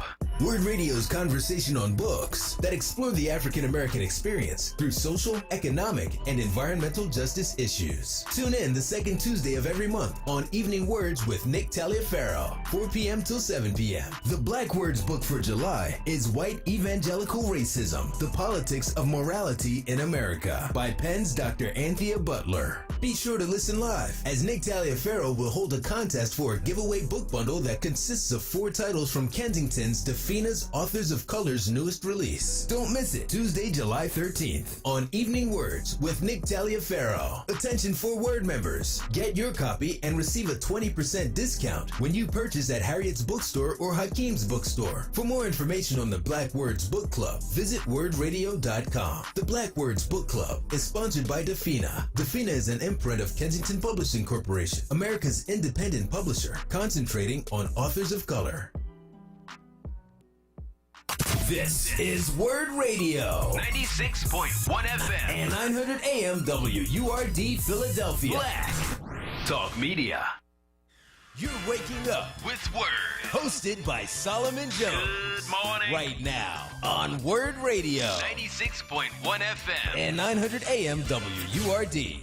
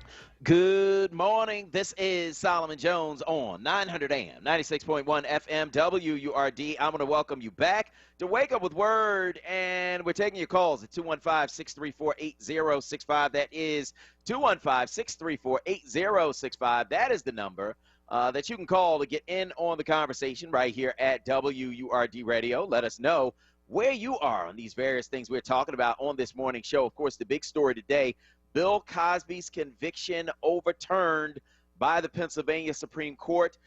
They ruled that he had been denied due process, that his rights were violated, and he is a free man today. I want to hear from you. You give us a call. 215-634-8065 is the number you can call to get in. That's 215-634-8065. How are you feeling about it this morning? Let us know. 215-634-8065. That's the number you can call. Let's go to Jacob from Olney on line 1. Go ahead, Jacob. Good morning, Brother Solomon. Peace be unto you. Man, Same to you. Every day I say I'm just going to listen, ain't going to call. I told Kuwait, so my hands start shaking, and I just wound up, like he said, I wound up in New York. It's, I can't control it. But look, Solomon, we look back, man. She got reparations, right? She made out better than black people, right? How about that? They don't even want us to remember the suffering for 400 years that we were. They trying to erase it, right? So I heard the word railroad, right? This wasn't even the Underground Railroad. They did this stuff right up front, like right in our face, right? That lawyer, I forget her name, the one who went around recruiting all these 60 women. Gloria Allred. Yeah, Allred. Right. You know what I mean? Look, I ain't a betting man, but I bet you, I would put a bet on 50% of them women ain't never saw the Cosby Show, more or less been in the room with Bill Cosby, right? So, and then where is she? And the Me Too movement gets the one that's down there in the Capitol, who they say 17-year-old girl he raped, trafficking in women, taking ecstasy pills, right? All this stuff. Where is she? Where's the what's that, the Me movement? Where y'all?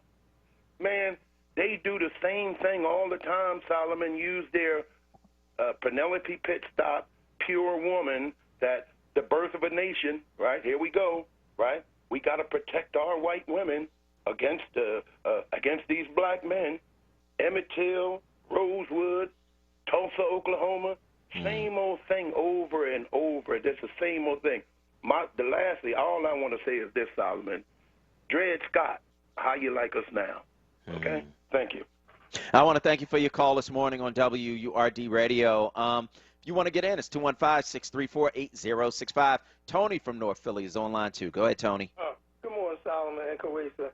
Good morning. A little sidebar conversation now, Solomon. Remember when Bill Cosby was trying to purchase one of them high luxury apartments on Fifth Avenue and they wouldn't let him do it? I don't remember that. Yeah. he was Okay. trying to, they wouldn't let him buy it. You know, you ain't supposed to be too big when you're a black man, just like Oklahoma and everything. And also, do you recall he was speaking at a black college or something, and he told them, he said, the trouble with us is that we worry too much about what white folks think. And after that, his stock plummeted, you know. And last but not least, I'm scanning the TV. I'm just looking. This is about maybe a few years ago. I don't recall. But it was a big pornography convention. All the great porn stars was there. And guess who was hosting it? The MC, Tim Allen. Okay. Yeah, Google it. So I know, you know what I'm saying? I guess he's guilty through association some kind of way, too. But you can look into it and you'll see. All right, thanks for taking my call, bro. All right, man. Thank you for your call this morning on WURD Radio. If you want to get in, it is 215-634-8065. Sometimes, Kuwait, so this stuff come out of left field. Like, wait, what? Yeah. You know? That's why I like you, Kuwait. So you don't want to say nothing. You like, nah, I ain't getting it. Nope. I'm Switzerland. I'm staying out of it. I'm not getting in it. But I'm saying. But you know what? When I think about Tim Allen, so he had a show called Home Improvement.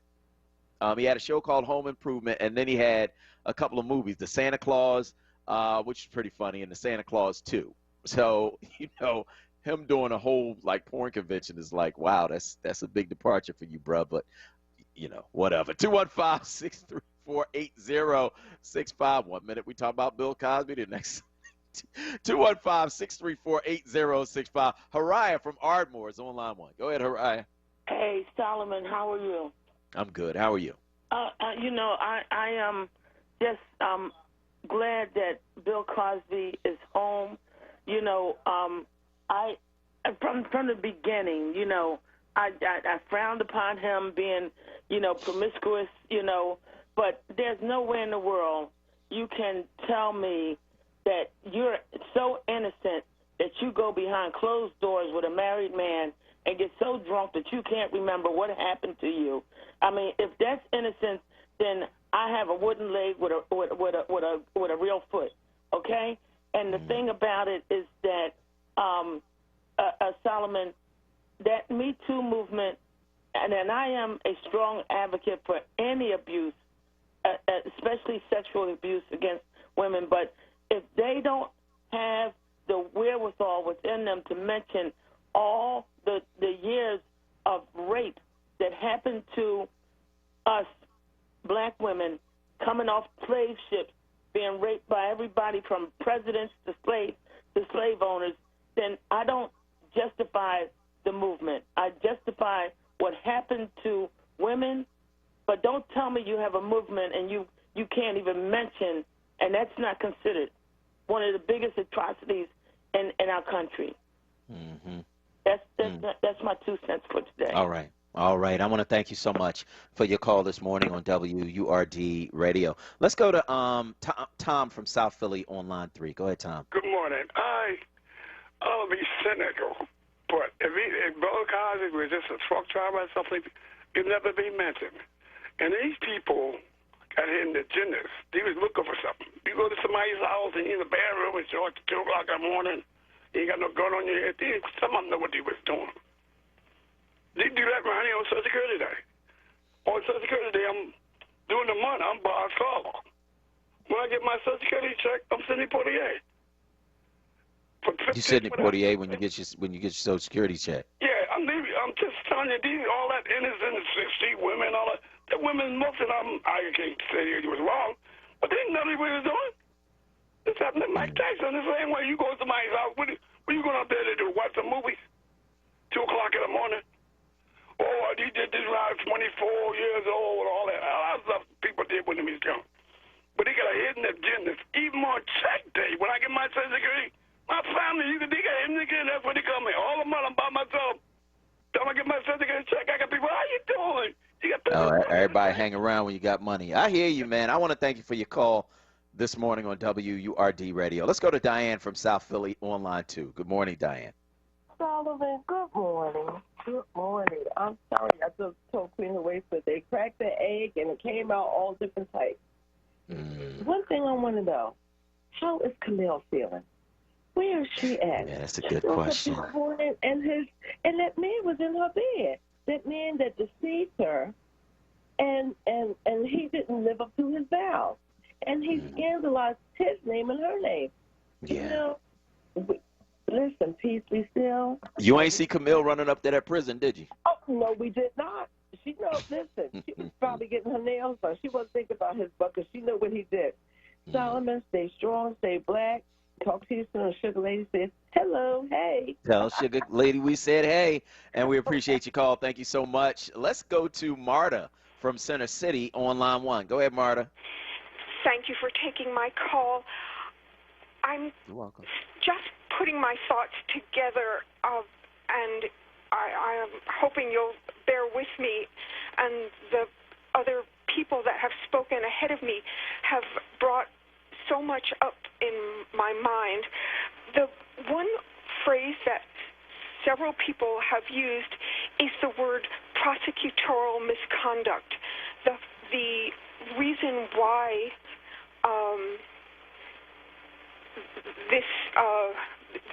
the PA Supreme Court vacated this conviction was because of prosecutorial misconduct. And my opinion is that most prosecutions right now in the United States, in Pennsylvania, against black people reflect prosecutorial misconduct. When I first heard about the Supreme Court overturning this conviction, I said, well, why don't they look at Mumia Abu-Jamal's conviction? It was riddled with prosecutorial misconduct from top to bottom at every stage. No, there's nothing to be done. It takes the work of this conviction integrity unit in the district attorney's office to show that there has been such bad prosecutorial misconduct that somehow the conviction needs to be overturned. I feel like this recent decision is a much bigger point than even this individual case and justice for one person. It shows to me that the whole system is crooked, and only when a person is so well-to-do and so well-connected with good lawyers that it's possible to even make a dent in it. Thank you for letting me share. All right, thank you so much for your call this morning on WURD Radio. Let's go to Sharif from West Philly on line 2. Go ahead, Sharif. Good morning, Solomon. Thanks for picking up my call. You're welcome. Solomon, when it comes to what Trump and his family and his company are going to face, pretty soon, I was saying that, once the verdict with Trump, they commit crimes, and Michael Cohen bury the bodies and keep them away from jail. So we'll see what happens. But I think he's in big trouble. And for Bill Cosby, hey, I'm glad he's back. He's back home with his family. Justice has been restored on him. But we have got to be honest, Solomon. We are quick to try people and then find them guilty without due process. We elected a president who was accused by many women, who was on tape bragging about it. But guess what? We elected him, okay? And majority of white women voted for him. And when I look at the women, that accused Bill Cosby, I think 96% of them are white. And I was like, wait a second, this does not make any sense. You support on a man who has been accused of rape, has bragged about it, and you guys voted for him for president. And he's still popular among you guys, you know, and it's a very sad thing. But I'm glad that he's home. And Solomon, one more thing that I'd like to add. Well, there's a caller yesterday that talked about moving to Ghana. And, you know, one of the things that people don't really understand that, you know, Africa has 6 regions. There are 5 original regions, the central, east, west, north, and south.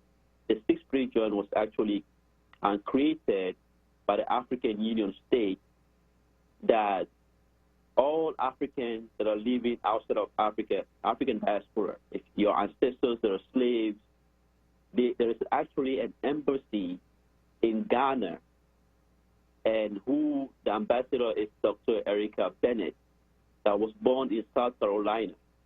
So any Africans, you know, being ancestors from slaves, you can call that embassy, and then if you wanted to go basically trace your ancestors' roots, once you get there, you get an automatic citizenship, and the countries will also give you a passport.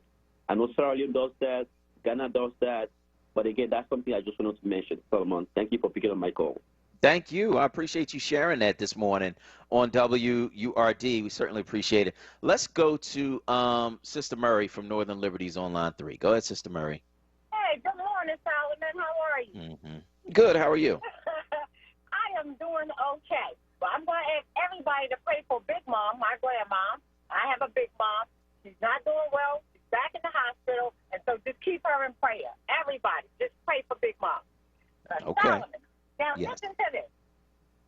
How do you think they felt locking up Bill Cosby? How do you think they felt? They felt like they just hit the lottery.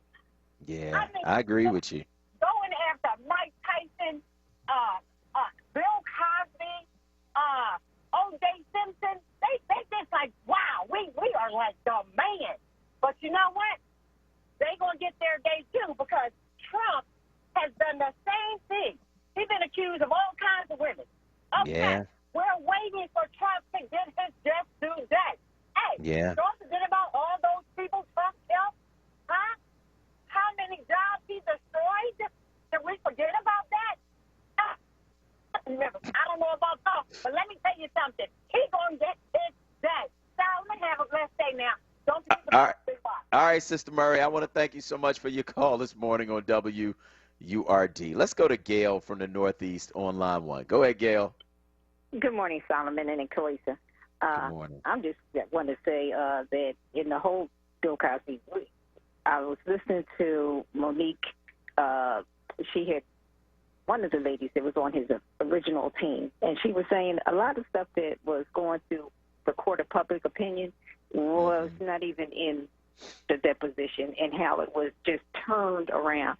She said, but eventually they had to get it right, because she said it was against his civil rights, and people need to stop saying, which Jay alluded to, and you also, that it was a technical glitch. She said, no, they violated his civil rights. That's and right. when you unseal something that's a violation, especially if the prosecutor had already agreed, she said, you can't come back and say, and she said the people knew each other, so therefore it was stated, we cannot do this. Castor told him, it's going to come back to bite you. And here we are today with it coming back to bite them, and they deserve everything that comes with it. Now, I think he should wait a while, and then go after him. I'm serious, because you let it die down, you get your feet on the ground, and you understand your position, and then you go after, because he has to. And that's where it comes for us, because we have to see that the process can work for us. And the sad part is it took millions to get him there. It's going to take millions for him to get out of this. Thank you so much. I hear you, Gail, and I want to thank you so much for your call this morning on WURD. I mean, with the Pennsylvania Supreme Court deciding that they violated his rights to due process by, they compelled him through the deal that Bruce Castor gave him that you will not be criminally prosecuted. They compelled him to give up his Fifth Amendment right against self-incrimination and testify in the civil suit, right? He testified in the civil suit with the promise that he would not be prosecuted, right, criminally. And so paid the woman $3.38 million, right? Everything is sealed up. And then when by happenstance, this thing hit social media because a comedian made a joke about it and somebody recorded it, put it up on social media, it goes viral. And suddenly everybody's looking at Bill Cosby again. And the AP, the Associated Press, says, look, you know, this is of public interest. We'd like those documents unsealed. And the judge, Judge Eduardo Rubino, says, you know, Bill Cosby, you've held yourself out as a public moralist. And that is in stark contrast to these allegations against you. I think it's in the public interest to know, and unseals the documents. And then they use them against him after telling him he would not be criminally prosecuted. I need y'all to understand this. Without Bruce Castor telling him you will not be criminally prosecuted, he would not have testified in the civil suit, given a deposition. He wouldn't have done it, right? But he does this with this promise that he's not going to. And so it was a bait and switch. They violated his civil rights. That's why he's out. It's not whether he's guilty or innocent. He's out because they violated his civil rights. And they knew that because when Risa Furman, who was the DA after Bruce Castor, who had been working for Bruce Castor, when she started to go forward with it, Bruce Castor wrote to her and said, no, we have a deal in place. You cannot do this. You are opening up the office for liability. You cannot do this. And she did it anyway. And then, you know, the next guy, Kevin Steele, doubles down on it and does it anyway. And so we'll see what Bill Cosby does in terms of trying to get some kind of restitution for the millions of dollars he had to spend to defend himself against something that never should have gone to trial in the first place. That's why he's out. It's not whether he's guilty or innocent. He's out because there was a deal and it should have never gone to trial. We're going to go to break. On the other side, we're going to talk with Anthony McGlawn of McGlawn Insurance. I'm Solomon Jones. We'll be right back. Stand with WURD Radio, Pennsylvania's only black-owned talk radio station. Join the movement to keep the conversations going and amplify the voice of the black community. Show your support. Start or renew your full WURD membership today at WURDradio.com or call 215-425-7875. Hey, Philly. Unless you're planning on enjoying summer vibes in the same sweatpants you wore for the past year, it's time to change things up. That's right, that Philly summer feeling is almost here. The city is ready, and so are all the shops, restaurants, and museums you've been missing. Get vaxxed, get dressed, and get back to all the things you love about Philadelphia. Go to ReadySetPhilly.com today to plan your triumphant return. It's Wake Up with WURD, hosted by Solomon Jones. Right now on WURD Radio. 96.1 FM. And 900 AM WURD.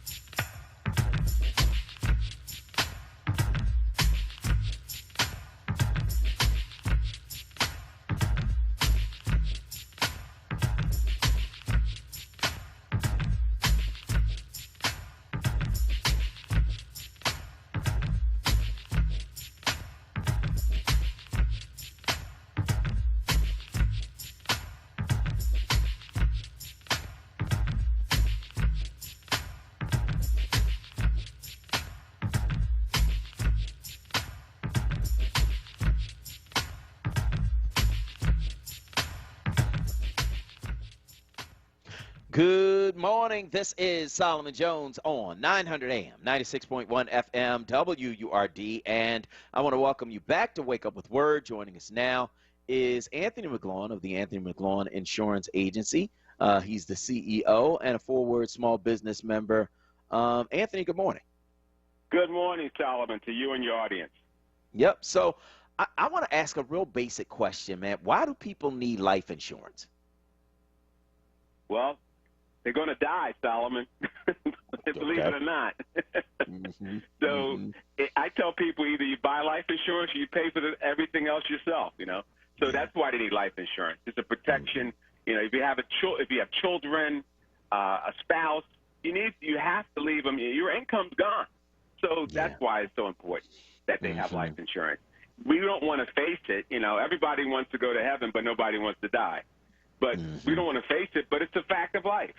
So what you're really doing is you're replacing an income because you're not there. So that's why you need life insurance. Yeah, and you know, I asked that question because a lot of us don't have life insurance. You know, a lot of us don't. More than you think, Solomon. More than you think. The one you know, put it that way. Yeah. And then, you know, we end up passing the hat for the funeral and, you know, I mean, you know, that kind of stuff. And we don't have to do that. So, I know. Put it off. It lapses. We get it back. You know, it goes back and forth. I've been doing this for 37 years. I've seen it happen all the time. So it's important that we buy it and important that we keep it. Yeah. And so, you know, you do life insurance, but you also do car insurance. So what do you offer in terms of car insurance? Car insurance, we offer all types of car insurance. We represent about 8 or 9 different companies for car insurance. Car insurance is a necessary evil. You know, people buy it because the law says they have to have it. And I get that. You know, they have to have the insurance. It's important because if somebody hits you, you want to be covered. You know, you follow me? Or they can garnish wages. They can put liens against your home. So auto insurance is so important.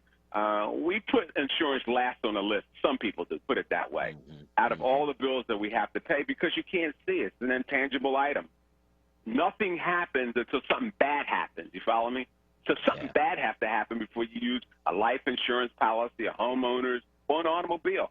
But it's a necessary evil. We have to have it. You know, we need it. Put it that way. To protect ourselves and to protect our loved ones. Yeah. We're talking with Anthony McGlawn. He is CEO of the Anthony McGlawn Insurance Agency. How long have you been doing business, Anthony, in insurance? My 37th year. And I remember when I came into it, it's like yesterday. And in doing it, Solomon, and now I am in about 20 different states, Pennsylvania being my main state. And, you know, I'm from Pennsylvania, from Philadelphia, North Philadelphia, born and raised. So it's a city that I love and that I try to educate people on insurance, especially life insurance. Some people get it and some people don't. You know, those who get it, it's fine. Those who don't, I hope they will, if not from me, from somebody else. But they have to have it because I've seen it too many times. I mean, look at the murder rate in Philadelphia. Now, I would be almost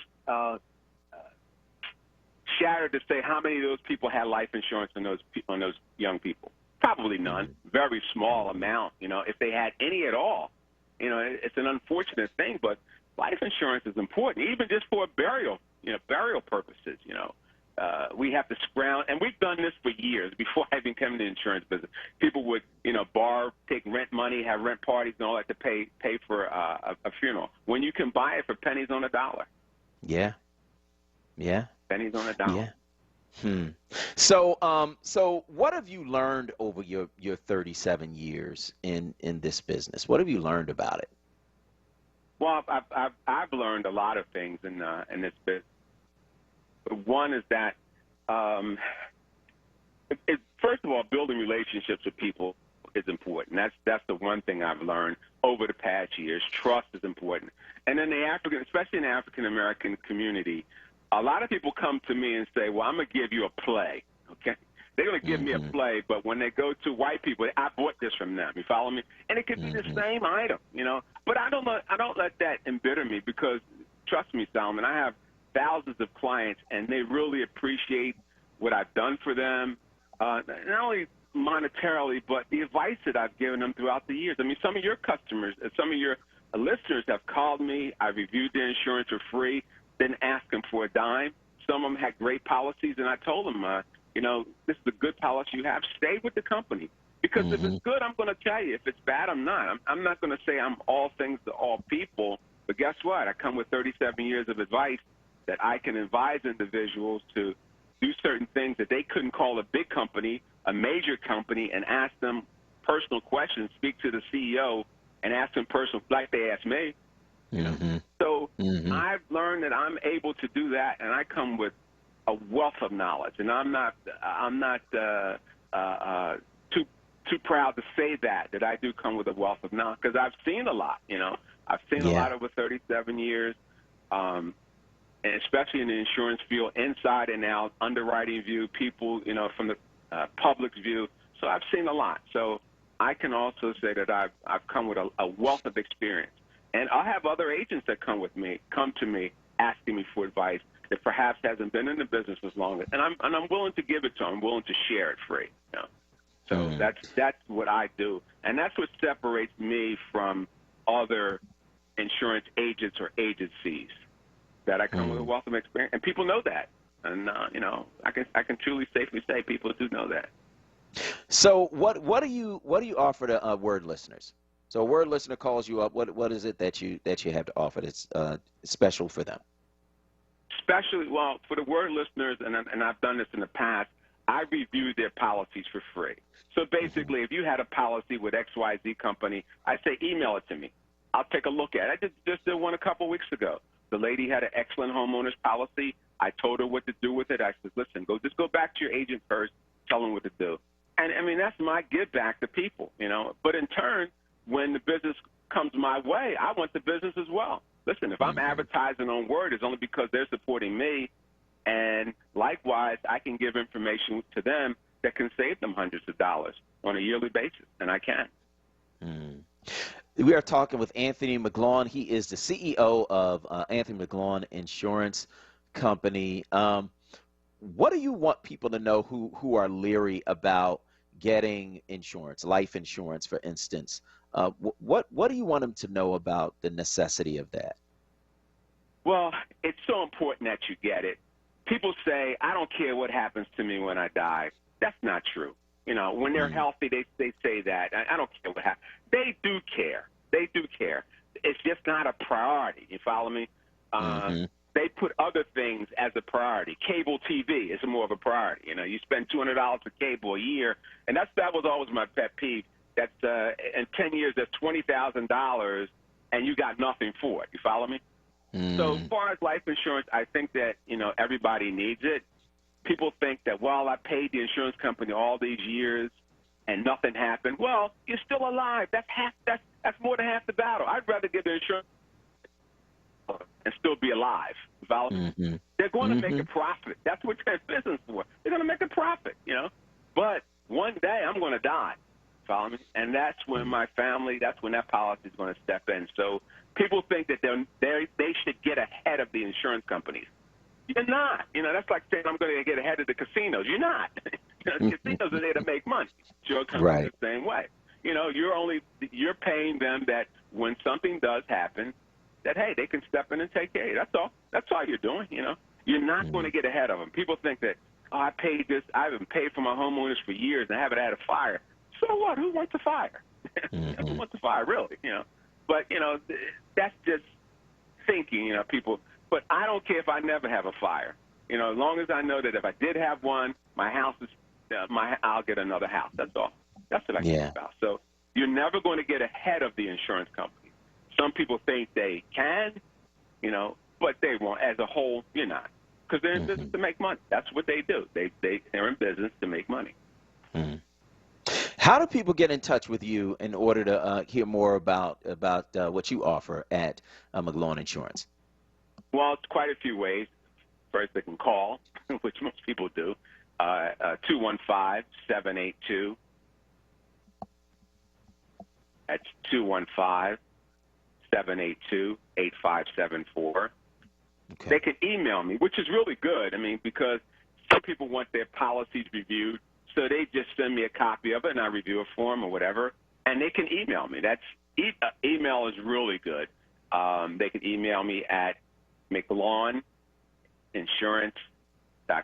McGlawn is spelled McGlawn,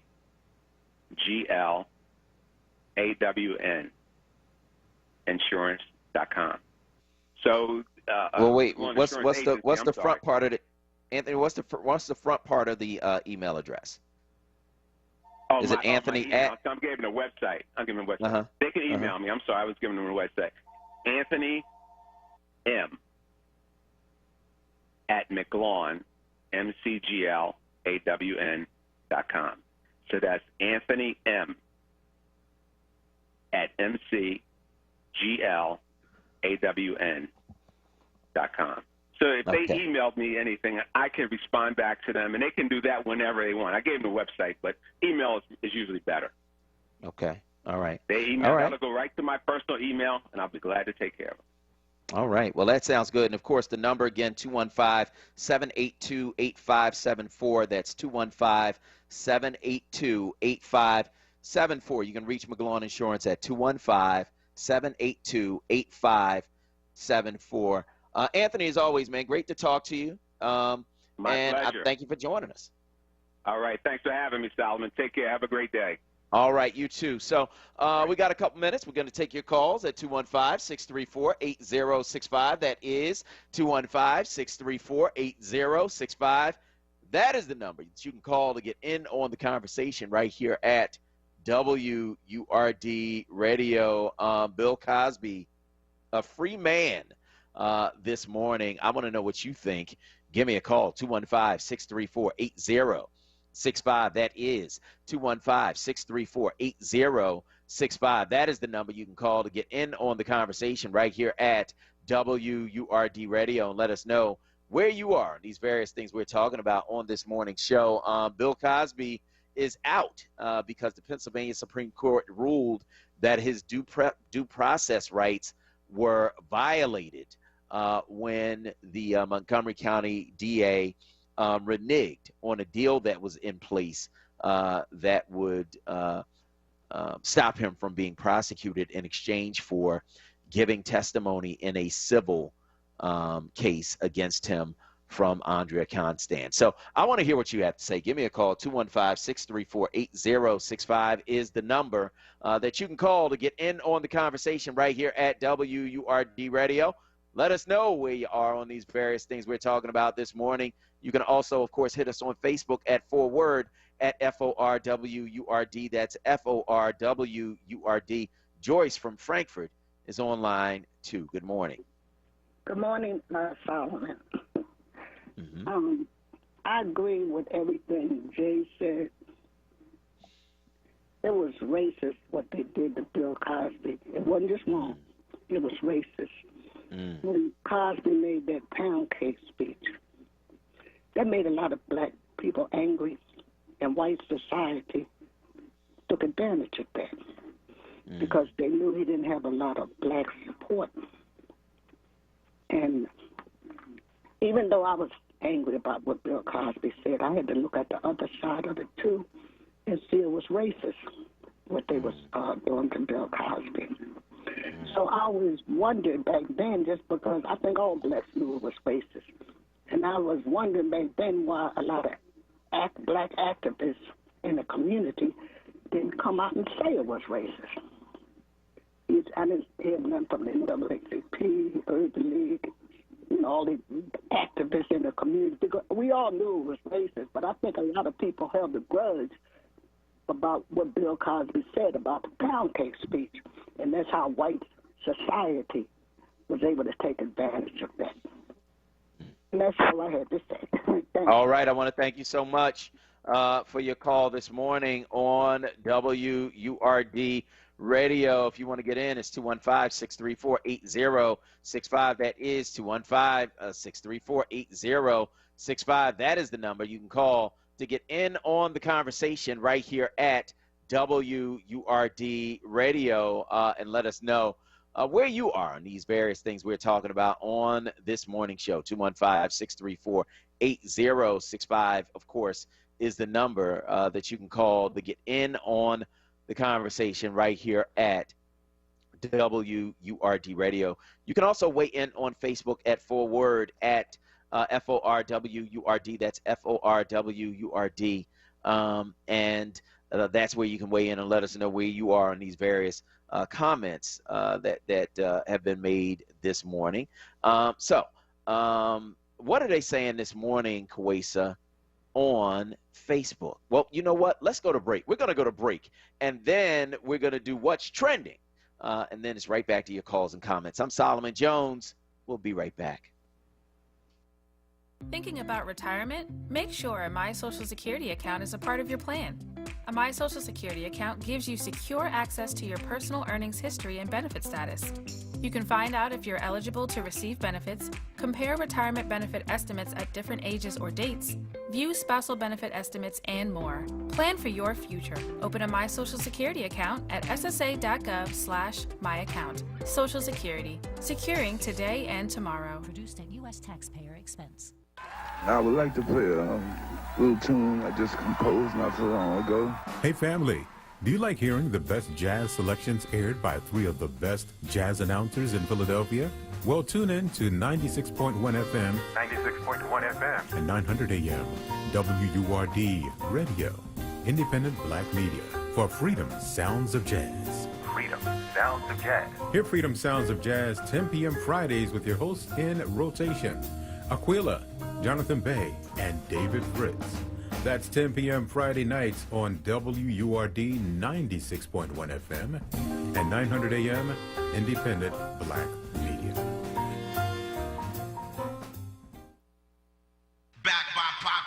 It's Wake Up with Word, hosted by Solomon Jones. Right now on WURD Radio, 96.1 FM and 900 AM WURD.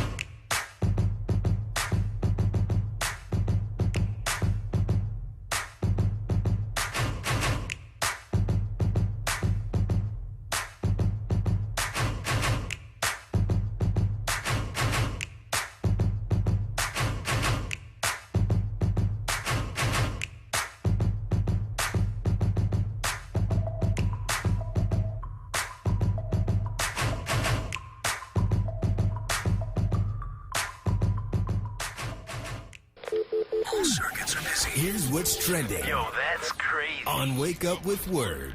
Phylicia Rashad has long been one of Bill Cosby's staunchest supporters, and on Wednesday she shared a reaction to his sentence being overturned. She says, finally, a terrible wrong is being righted. A miscarriage of justice is corrected. Rashad tweeted along with a photo of Cosby. Cosby and Rashad are longtime friends. Rashad has twice played his wife on television from 1984 to 92 on The Cosby Show and also on the CBS sitcom Cosby. And be ready to go back to Wakanda. The highly anticipated Black Panther sequel titled Black Panther Wakanda Forever has officially begun filming in Atlanta, with Ryan Coogler once again returning to write and direct. The film's details are still under wraps, leaving many wondering where the story will go after last year's tragic passing of Chadwick Boseman, who led the original film portraying T'Challa, the Black Panther. And Don Cheadle and his longtime love have tied the knot after being in a committed relationship for 28 years. The 56-year-old Hollywood veteran appeared on The Ellen DeGeneres Show Wednesday and revealed to guest host Wanda Sykes that he and Bridget Coulter got married amid the COVID-19 pandemic. Cheadle and Coulter have been together since 1992 and share 2 daughters, Ayanna and Imani. And that is what's trending. All right, so that's what's trending right here on WURD Radio. And we want to know where you are on these various things we're talking about on this morning show. 215-634-8065 is the number you can call to get in and let us know where you are on these various things we're talking about on this morning show. So wait a minute. Y'all been together since you was 28. You 56 now. And y'all just getting married? I know. Yo, what was the holdup, bro? Like, man. That's a long time, Kawesa. That's a long time. When I saw that story, I literally was like, yes! And then I was like, wait, 28 years? No! Y'all got kids? Like, y'all been in this. What was taking y'all so long? Man, Oh, that is wow. a long time. Yeah. I mean, y'all might as well have been married, but I mean, what was the holdup of getting like after? I'm sorry, but I feel like after like a decade in, you know, put a ring on her finger, please. Yeah, come like, on, man. She done gave you kids and everything. Like what, sir? Yep, because that is completely on him. That's completely on. What are you doing? Right. You know what I mean? What's the holdup? So that's deep. Now I do want to ask you this: what do you think is going to happen in the next Black Panther film? I don't know. I think that, you know, because technically I think that his sister is supposed to kind of take on the mantle of it, but I'm not sure if they're going to have that happen because of some, you know, controversies that have kind of happened in the past with some things that the actress has said. So I don't know. Part of me thinks that Killmonger might be resurrected. And, you know, they might try to kind of make him I don't know. But something is telling me that Killmonger might have, you know, a much larger role in this, and they might, you know, try to, I don't know, leverage him as some type of maybe anti-hero. I don't know, but that's kind of where I'm thinking. Okay. Yeah. All right. Yeah, I was thinking about him coming back too. Like somehow he comes back, you know, and he becomes Black Panther. But we'll see. We'll see. I want to know what you guys think. You give us a call. 215-634-8065, of course, is the number that you can call to get in on the conversation right here at WURD Radio. You can also weigh in on Facebook at onWURD, at FORWURD. That's FORWURD. Of course, the big news today, Bill Cosby's conviction overturned, and Felicia Rashad came out and said, you know, finally, she felt like it was an injustice. I feel like a lot of people were kind of silenced, you know, from speaking out for Bill Cosby. You know, you were slammed if you said anything in favor of him while this whole thing was going on. Felicia Rashad never really bought into any of that and consistently supported him and continues to support him. That's a friend, Kawesa. That's a friend. Yeah. Yep, that's a friend. I'll tell you, you know. Well, I mean, what do you think, though? For real. I mean, even his wife wasn't as, I feel like even his wife wasn't like out here like, my husband. You know, like, I mean, there was, of course she had her moments of doing that, but I feel like Felicia Rashad has been a little bit more of like a supporter, and it kind of, I'm trying to choose my words carefully. Because of the fact that, you know, at the end of the day, he was still out here cheating on his wife and doing, you know, God knows what. You know, there comes a point where you at least have to kind of condemn the behavior, even if he's innocent, which I don't feel like he's innocent, but, you know, I also feel that she needs to now be a little bit more careful in some of her comments, because now she's like the head of, you know, one of the departments at Howard. Like, you gotta be careful, because then if a student comes up to you and says, you know, they have been assaulted or they're having an issue, and it's a friend or a coworker or a colleague, or, you know, how do I know that I can trust you with that information? So that's what I'm thinking. But, you know, yeah, I mean, that's a friend, you know, he needs friends, I guess, but I guess I kind of wish that she wasn't as supportive. Yeah. Well, Howard University has already disavowed her tweet on Bill Cosby. So there's that. And yeah, so I don't know, man. I just think that social media is a deep thing, because none of this would have happened were it not for social media. Like, all of this whole thing can be traced back to social media. You know, Hannibal Buress talks about Bill Cosby in his stand-up routine. Somebody records it, puts it on social media, that gets out. And, you know, social media in 2015 was much different than social media in 2005. much different than social media in 2004, when this whole thing happened. Social media can make or break people, can make or break careers, can cost you your job. Like, social media is a very powerful tool, a very powerful thing. And all of this whole thing happened because it blew up on social media, and the AP is like, okay, we want this information unsealed, and it just went from there. And so, you're right. Felicia Rashad does have to be careful, given that she is connected to this institution. So I want to know what you think. 215-634-8065 is the number that you can call to get in on the conversation right here at WURD Radio. Let us know where you are on these various things we're talking about on this morning show. But that's what I was talking about earlier when I said people were silenced. Right? If you said anything in support of Bill Cosby, you had people like, well, nah, you hurt me as a victim of sexual assault. And, you want to be sensitive to people's experiences, people's hurts, people's pains.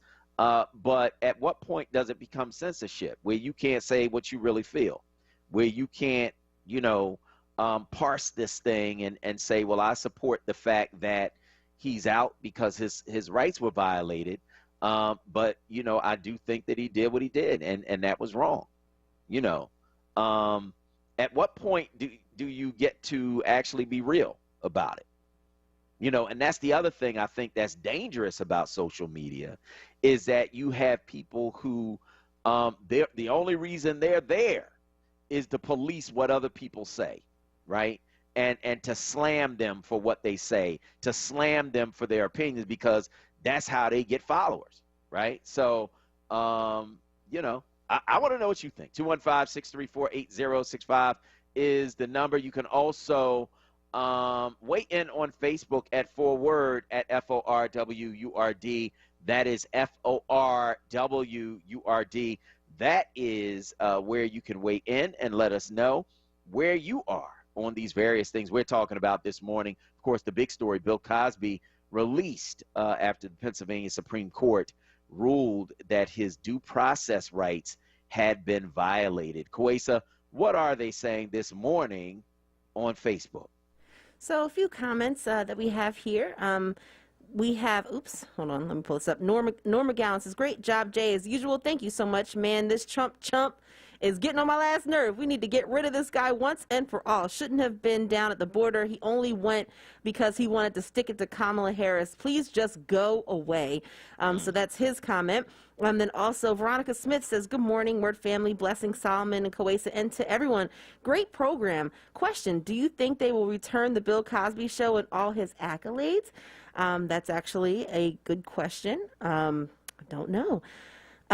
Gail Robinson says here, Hannibal Buress started these along with a couple of white and black comedians back in 2005 until it picked up steam. They overlooked multiple white men who committed, and some admitted that they raped or assaulted women with no charges or convictions, but putting a black face adds to the narrative that black folks are evil. So that is her comment there. And then Raymond Mitchell says, good morning, Word family. I had car insurance with him. I'm talking about, I think, Mr. McGlowan, saying he had car insurance with him some time ago, left him, but now he's trying to get him back. Great guy. So that's awesome. Make sure you give him a call and check him out. Phyllis Williams says, Solomon House sticks. Oh, Lord, she's at the vet. Oh. She's at the vet. Yeah, Levita took her to the vet this morning. So Solomon had to put her in a cage. When I tried to do it, she ran. So yeah. She was crippled till I tried to put her in that cage. All of a sudden, she's like, I'm healed. Bouncing around. I'm fine. Haley Alston says, is saying, actually, thanking Raymond for his comments and saying that she's going to check out Mr. McGlowan as well. Rowena Brown says, good, beautiful, blessed Thursday morning, Word. Cosby kept his faith. God is good and always on time. He has the last say over everything. So that is that's her comment. Yvette Young those in power will manipulate, change, and even break the law to change, to get their agenda done. Whatever that agenda may be, it thinks that there was more about destroying Cosby's legacy than justice. Fat Albert, Little Bill, A Different World, The Cosby Show, Uptown Saturday Night, that was a good movie, and so many other positive images of African Americans. So that is her comment. I see we're about to run out of time. Lastly, just grabbing some YouTube folks over here. Malcolm White says, I was with someone for 11 years. She passed away before we could ever make that move. I'm so sorry to hear that. I'm definitely sorry about that. Maverick262, Shuri will be the next Black Panther, calling it now. Yep. I mean, that's the time. That's what's supposed to happen. So we'll see. Nikki O'Tim, Miss Cosby knows her husband. There's no need for her to speak on anything. So that was her comment there. And then lastly, Joanne Kebb says maybe Don Cheadle has some legal reasons or some other personal reasons, I guess, for not wanting to get married. I think they probably just were like chilling.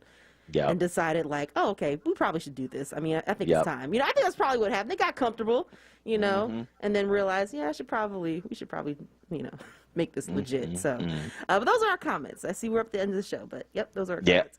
Yep. So I want to thank everybody who tuned in on today's show, and I want to thank all of our guests, including political commentator Jay McCalla, Anthony McGlawn from the McGlawn Insurance, and also attorney Kevin Mincy, who joined us to talk about the Bill Cosby case. And now, for super producer Kawesa Mathis and everyone here at WURD Radio, I'm your host, Solomon Jones, saying stay tuned for Reality Check. Charles Ellison, tune in tomorrow at 7 for more. Wake up with Word. Peace.